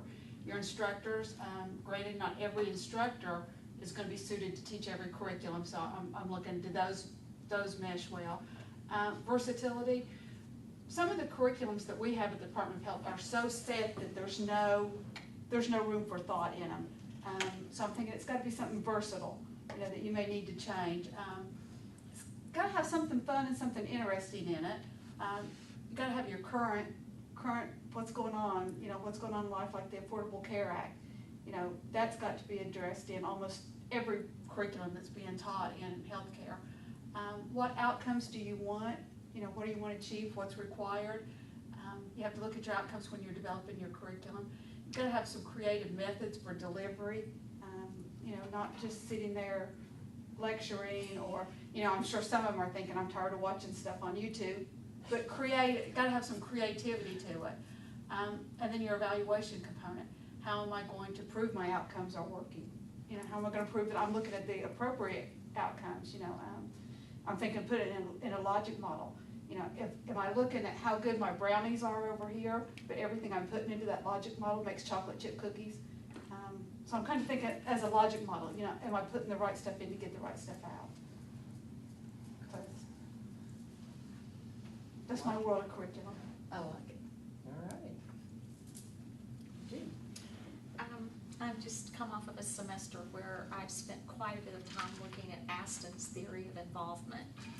And so that's when she said curriculum today. I've been really thinking about his theory and how I apply that to what I do on a day-to-day basis in teaching. And it's been a real kind of interesting journey to look at it from that angle. What I didn't do here, students present as an input.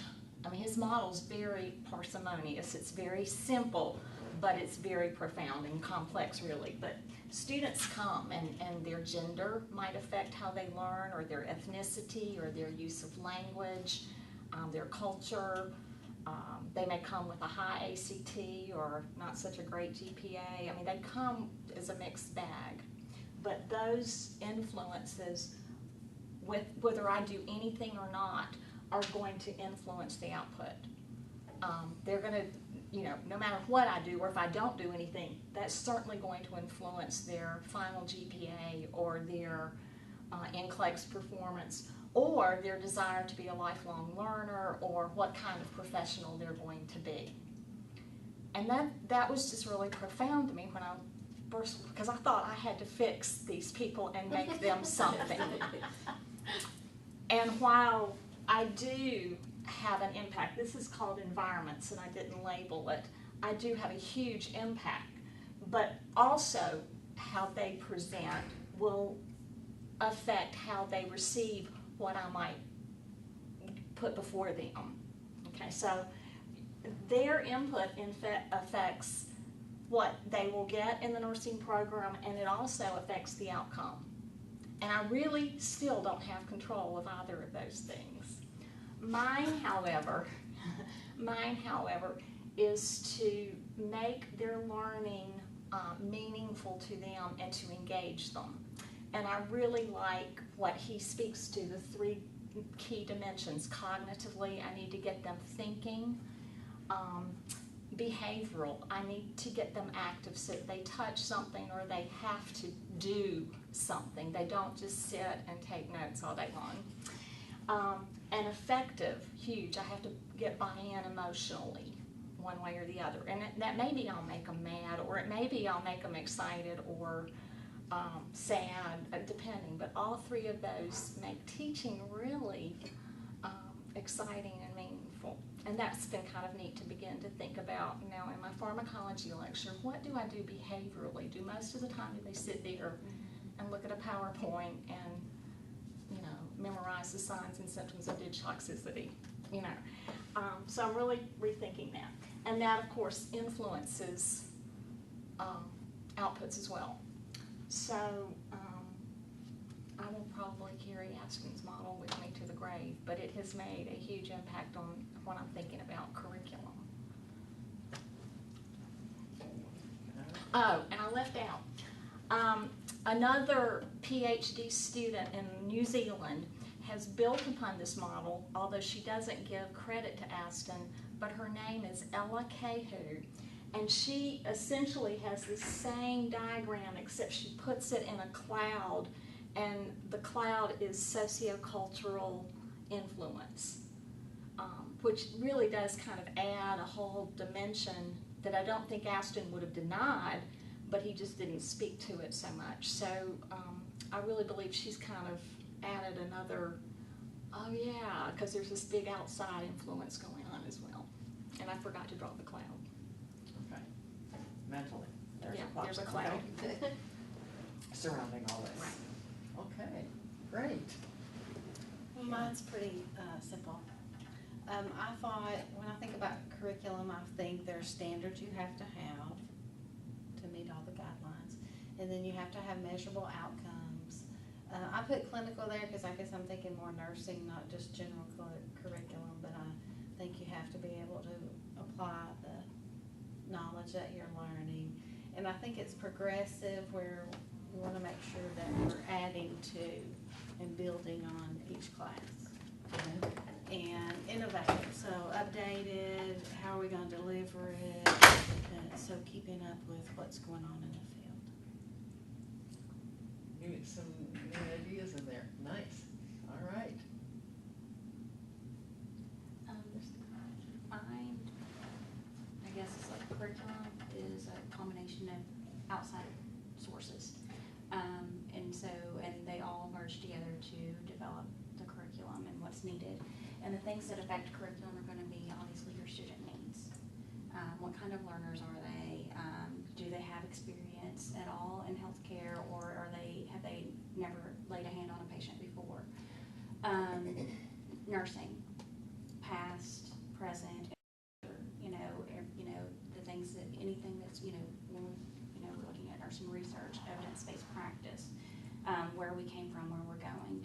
Everything nursing related is going to affect that. The community that you live in and teach in is going to affect your curriculum as well, because a lot of times you're going to gear it toward what is needed in your specific community.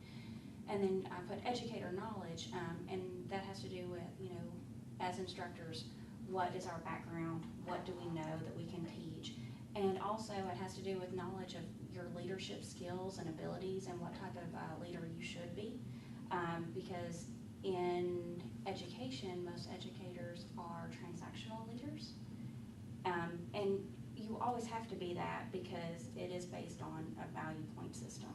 So the students are doing things so that they can make a good grade. But what I'm really wanting to do is try to integrate that with the transformational leadership. So so that I can give my students the encouragement to feel like they can be successful and, have that, give them that empowerment. And even though they'll be working toward a grade, I want them to have that empowerment that goes along with being a transformational leader as well. Like it. All right. Well, my little model is, I guess, a little different from most everybody else's. I thought of it as a wagon wheel, with the curriculum being the outside rim and the outcomes, the learner outcomes being the hub. And the spokes of the wagon wheel would be all the things that are contained within the curriculum, such as the instructors. Needless to say, all the characteristics that are included with the instructors.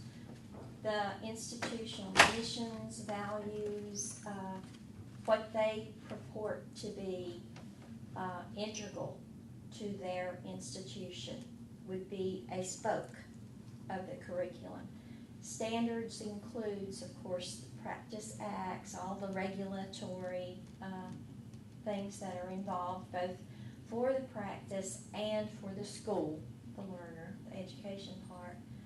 Evaluation methods are important to curriculum because you've got to know, before they get to the outcomes, how are they doing in the curriculum.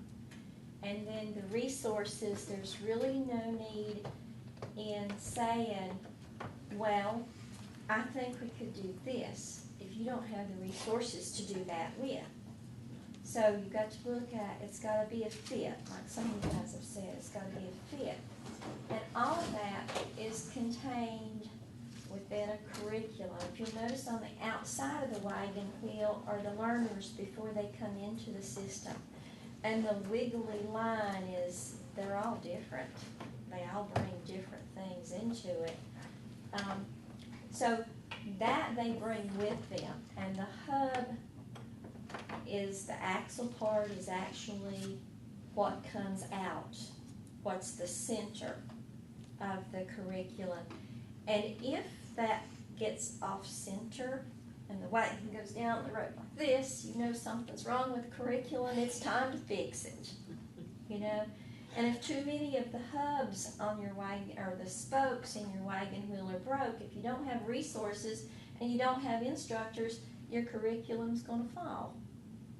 So to me, that's what I think about curriculum. It's really a framework, but it's dependent on so many things that makes it strong enough to support outcomes at the very center.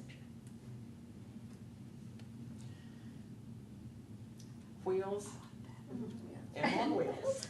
Well, apparently I think differently than everybody else, but there's probably a story. There's a story behind that, because we just did a major curriculum revision, and one of my unspoken mentors, who's the senior faculty, is the chair of the curriculum committee. And every day, it seemed like I was in her office, and we were discussing level 1, 3, and 5 curriculum objectives and wording and things like that. So I think she will be proud of me if I said that the curriculum is the motor that drives everything in the nursing program. And with that as your driving force, you're going to have certain things that are in the back of the truck, for lack of a better word, that have to come with the truck. One of the things are your objectives for your students, what they need to learn. And if you have those objectives, then that's the standard, but the methodology to teach those objectives gives you the academic freedom and the creativity and the strategies, the flipped classroom thing. That's the strategy to meet that course objective. But that course objective has to be in there in order to maintain consistency. So if I were to get hospitalized or something and somebody had to come teach my course, it's not what Angel Collier wants, it's what the pharmacology course needs.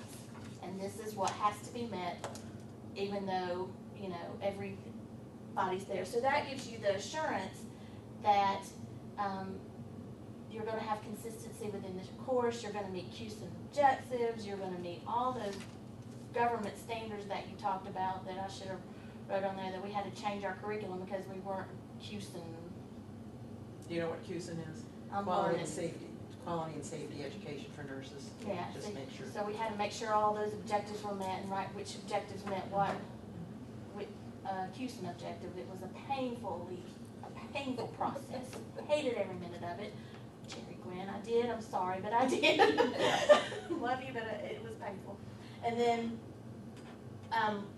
while you're doing that, you need to know what your outcomes you want your students to meet. And then, somewhere in there, you do have to meet the learner's needs. You can't just have it all teacher-centered.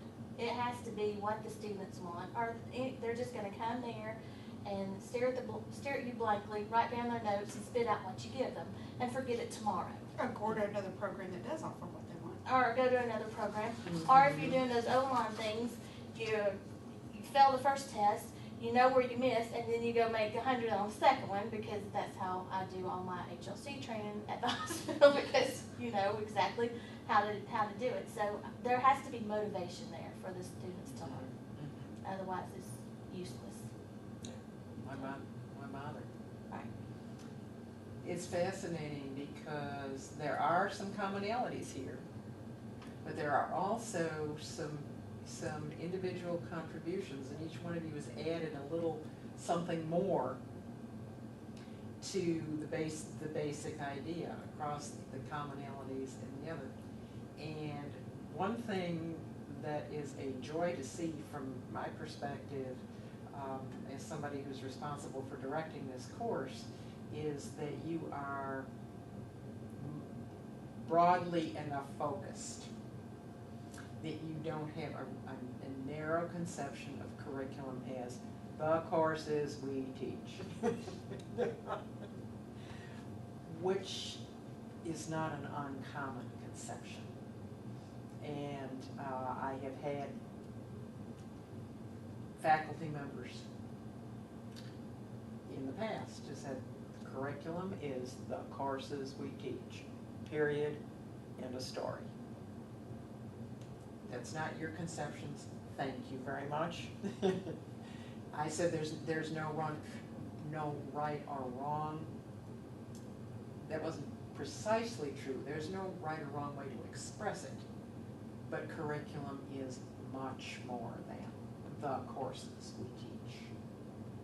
Yeah. And you've all captured that in your diagrams. And you cannot ignore those other things.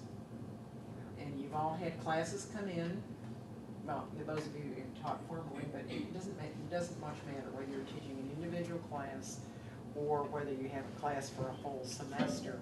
And doesn't every group that you teach have a different personality, so to speak? You know, you get the ones that, you know, gimme, I want to learn. You know, every now and then you get that group. Most of the time you get, okay, teach me. And you're never too glad to see them leave. Or the ones that just want to know just what's going to be on the test. Yes. Or is it gonna be on the test? Yes, and it's like, you know, they get upset whenever you try to teach them more, because they don't think about, Do I have to know this, right? you know, they're like, well, this wasn't on the test. No, but it might be on the NCLEX, and you might run into it when you take care of a patient. Imagine that. But it is delightful to see that you all, in fact, do have, I would say, a valuable concept of curriculum already in your heads. I hope I don't change it too much. Okay, this is good, and I will say these, and we will have an interesting, I hope, discussion at the end, because I can get Ronnie to get these in a form that I can put in the course. Thank heavens for Ronnie. His talents are immense. Okay, and I'm well aware of what time the social is, but let me do something. I have for you some documents that I have not put online, and I wanna make sure everybody has a copy. Now you should, this is a chapter from a book written by a woman that is, has been involved in a formal SODL program for quite a while. So let me pass this, and I'm not sure where the rest of these are. You have two, and let me see. Big one. All right, let's keep them. There should be enough copies of that. Do we need So- to hand these over, because we ended here? They're ending there. So you both need, you've got, I have, do you have more than one? Yeah, those are- that's the second one. Let me send the scholarly work on teaching and learning around. So, Andrew, you don't have, and We went on neither one of you, data, because we weren't registered, they should have. Oh, please. you know, I know, because I'll but- give you, I'll see you tomorrow. We will too. We're gonna get stuff I from have to get stuff from you tomorrow. Okay. so. okay. Yeah, just, I wanted you to have it because one of the issues in one of the articles that I have posted in the course, What was that called? deals with, is written by an author who published it in a nursing journal and looked at it and said, okay, there are multiple conceptions of what SODL is, and she just drops it there. She just said, this is the way people think of SODL. And this particular author, you know, she has a book about doing SODL, and this chapter is her introduction, and several pages over she starts talking about the different conceptions of SODL. And I want to do something with that momentarily. What this is, this chapter that looks like this that I've given you, I have taken the liberty of making each of you your personal copies, okay? I didn't want to ask you to buy the book, but I wanted you to have these chapters. So I've made each of you your personal copies of it, okay? And the reason I have given you this is this, Mary Ellen Weimer is an excellent author. She's well known in the education field. She does a lot of excellent scholarly work in the area. And what this is about is there's a chapter that that gives you an overview, and then she actually categorizes this SODL literature into categories. Now, why am I bothering with this? Okay. Scholarship of teaching and learning. There's that word scholarship. Within the academy, within higher education, within the group of folks that call themselves professors, okay, regardless of rank, there are some ideas about being an educator in higher education. Academic freedom is one of our real important ideas. Historically, universities have contributed to society because professors had the freedom to talk about new ideas, new findings, to turn the world on its head for students. Now, Aristotle did that. Galen did it when he started talking about health of the human body in certain ways, okay? So that idea of academic freedom is really important. The idea of scholarship is also important. And for hundreds of years, literally, in academia, scholarship has meant one thing. And in our Western world, it means one thing. It means research, okay? If it isn't a serious research study done according to the rules of research and done according to, or done using statistics, that's why we all go, ooh, then it isn't scholarship. the whole SOL movement says, wait, there is another kind of scholarship. We can study and learn from other things besides research studies. And so it is an effort to get the university professoriate to recognize that knowledge comes from other sources besides merely academic research. That's what the SOL movement at base is all about. So Weimer classifies it. She says there are other ways to learn. She doesn't deny research. She doesn't deny research.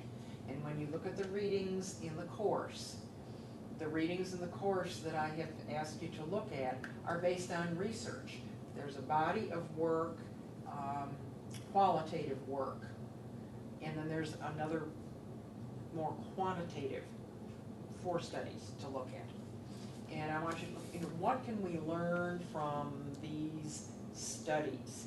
What contributes to our scholarship as teachers? Okay. The other thing I would like to share with you is the reason there's emphasis is because we do want to be recognized as being serious about our scholarship of teaching. You know, we want to be able in the academic reward system to be rewarded for it, to get credit for it. If we're going to do the work, we ought to get some sort of credit and reward for it. To date, there hasn't been a huge amount of reward for people doing research about teaching. You know, if you're doing research about learning, if you've got an MRI that you're scanning, 60 brains with, and then you're going to come to some conclusions. Ooh, yeah, you got money, you're going to get, if on the other hand, you've just figured out that your learners don't get the idea of fluid balance, that's a favorite one. Fluid balance is just floors students.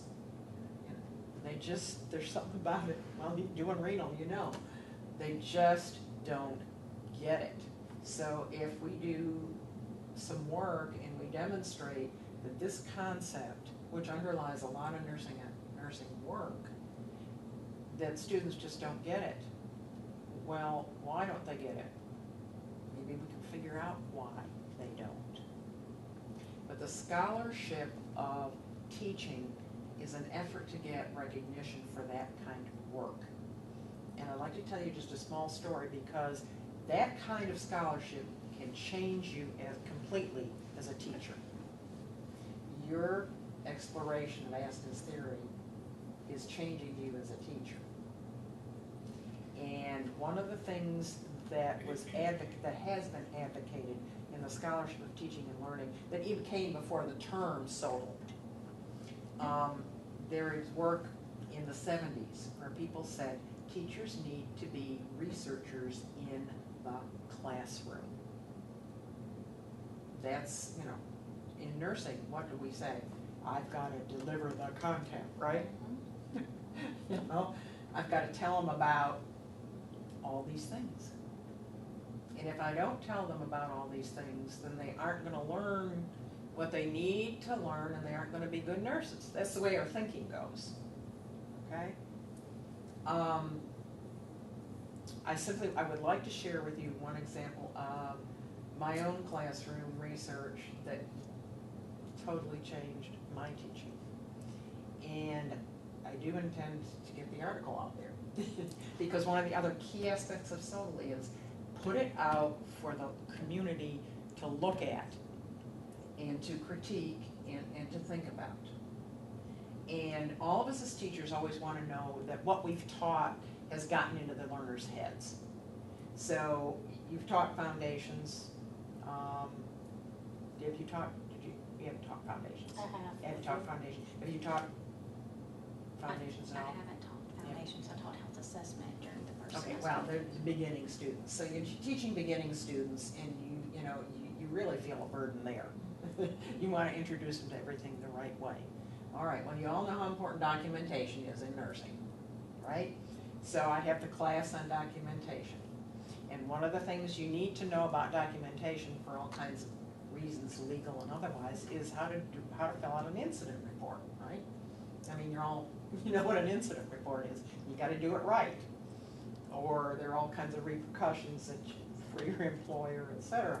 So I would do the class on documentation. The very last thing I would do was to tell them about an incident report.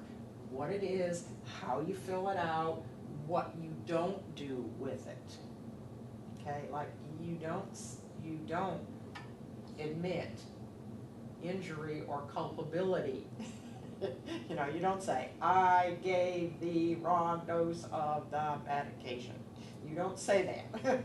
You say, you know, 20 milligrams ordered, 40 milligrams given. Yes, any idiot reading it figures out it was the wrong dose, but you don't say, I gave the wrong dose, because that's admitting guilt and culpability, and you don't write that in an incident report, right?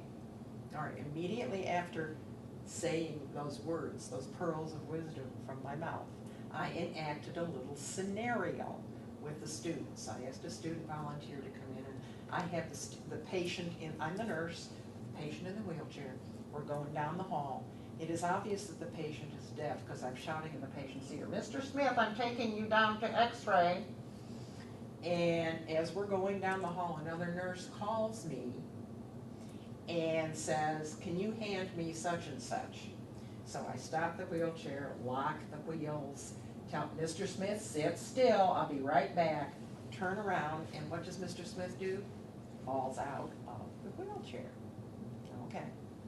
This is the actor. So I'm running up and, Mr. Smith, are you okay? And I start checking the limbs. And I said, need a blood pressure cuff here? And we're, okay, then I ask the students, I say, okay, this is an incident.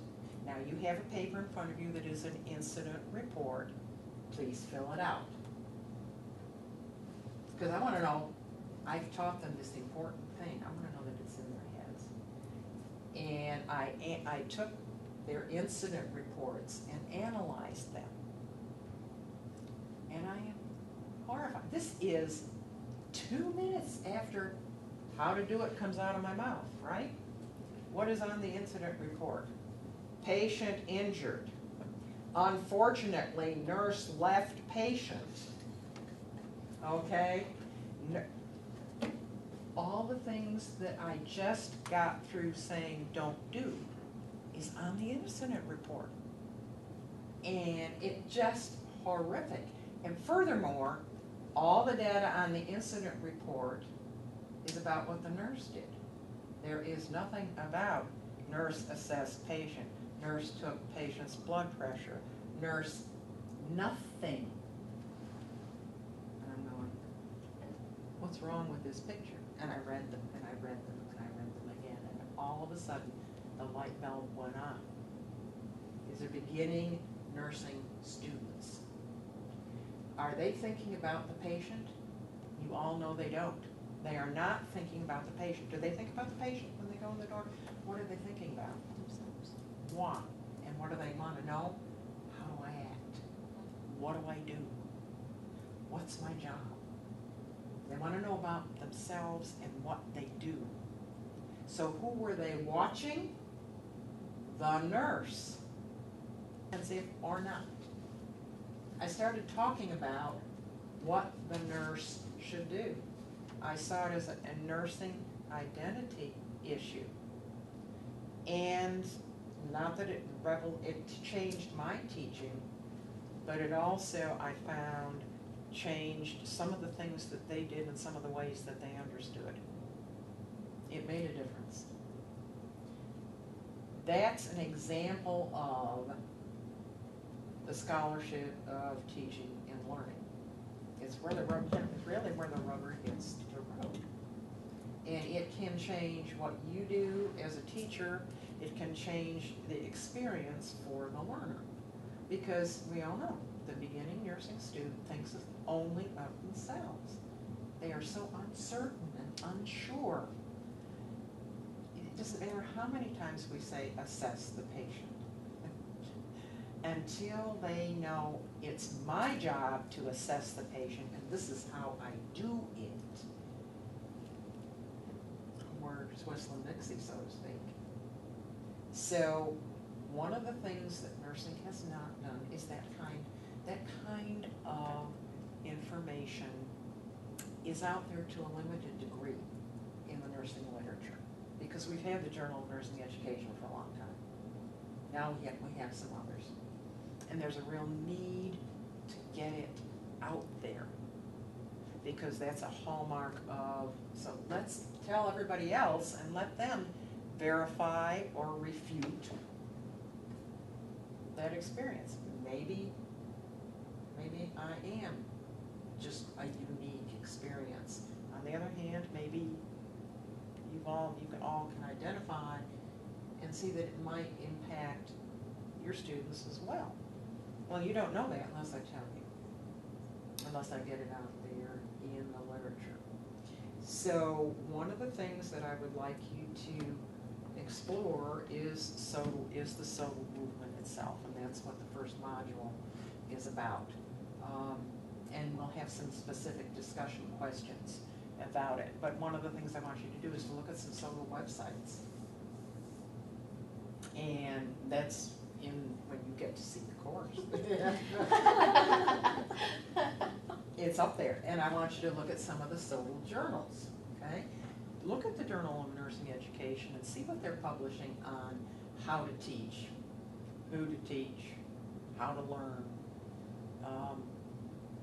Have we made any progress?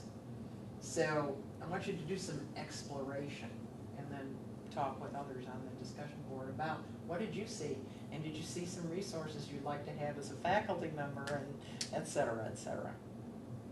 So that's kind of where we're going with the first module, okay? I'm not going to have you do what I'm going to have you do, because you're all looking at me like, I've had it here, I'm done. So I understand that, and the social does start at 5:30, and the building is right out our back door. So if you go out this door and hang a right and hang a right again, go down that corridor and out that door, go to your right, it's in that building, the cult building with the ramp. Go up the ramp, go in the door, and go up one more flight up to the 3rd floor. That's where our socials come to. Okay? But you're all looking at me like, oh my gosh, I'm fried. Okay, so I will shut up and let you take these things, and Do you want these?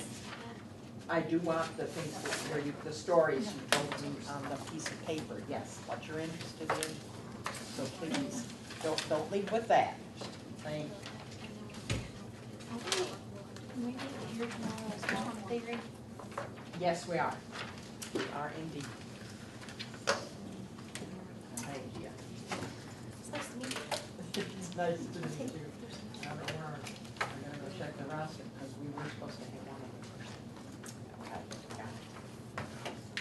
Everybody gave me that, right? What you're most interested in. Okay, thank you very much.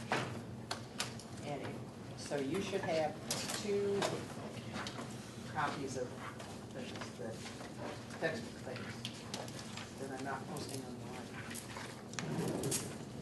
You got We those? just need to get 2 copies from you sometime Yes, before we and I leave. will do that. So before you, no, you need the both of them, right? No, I got that one. You We got just that. didn't get the one by, This one. Yeah. The one by Kate, no.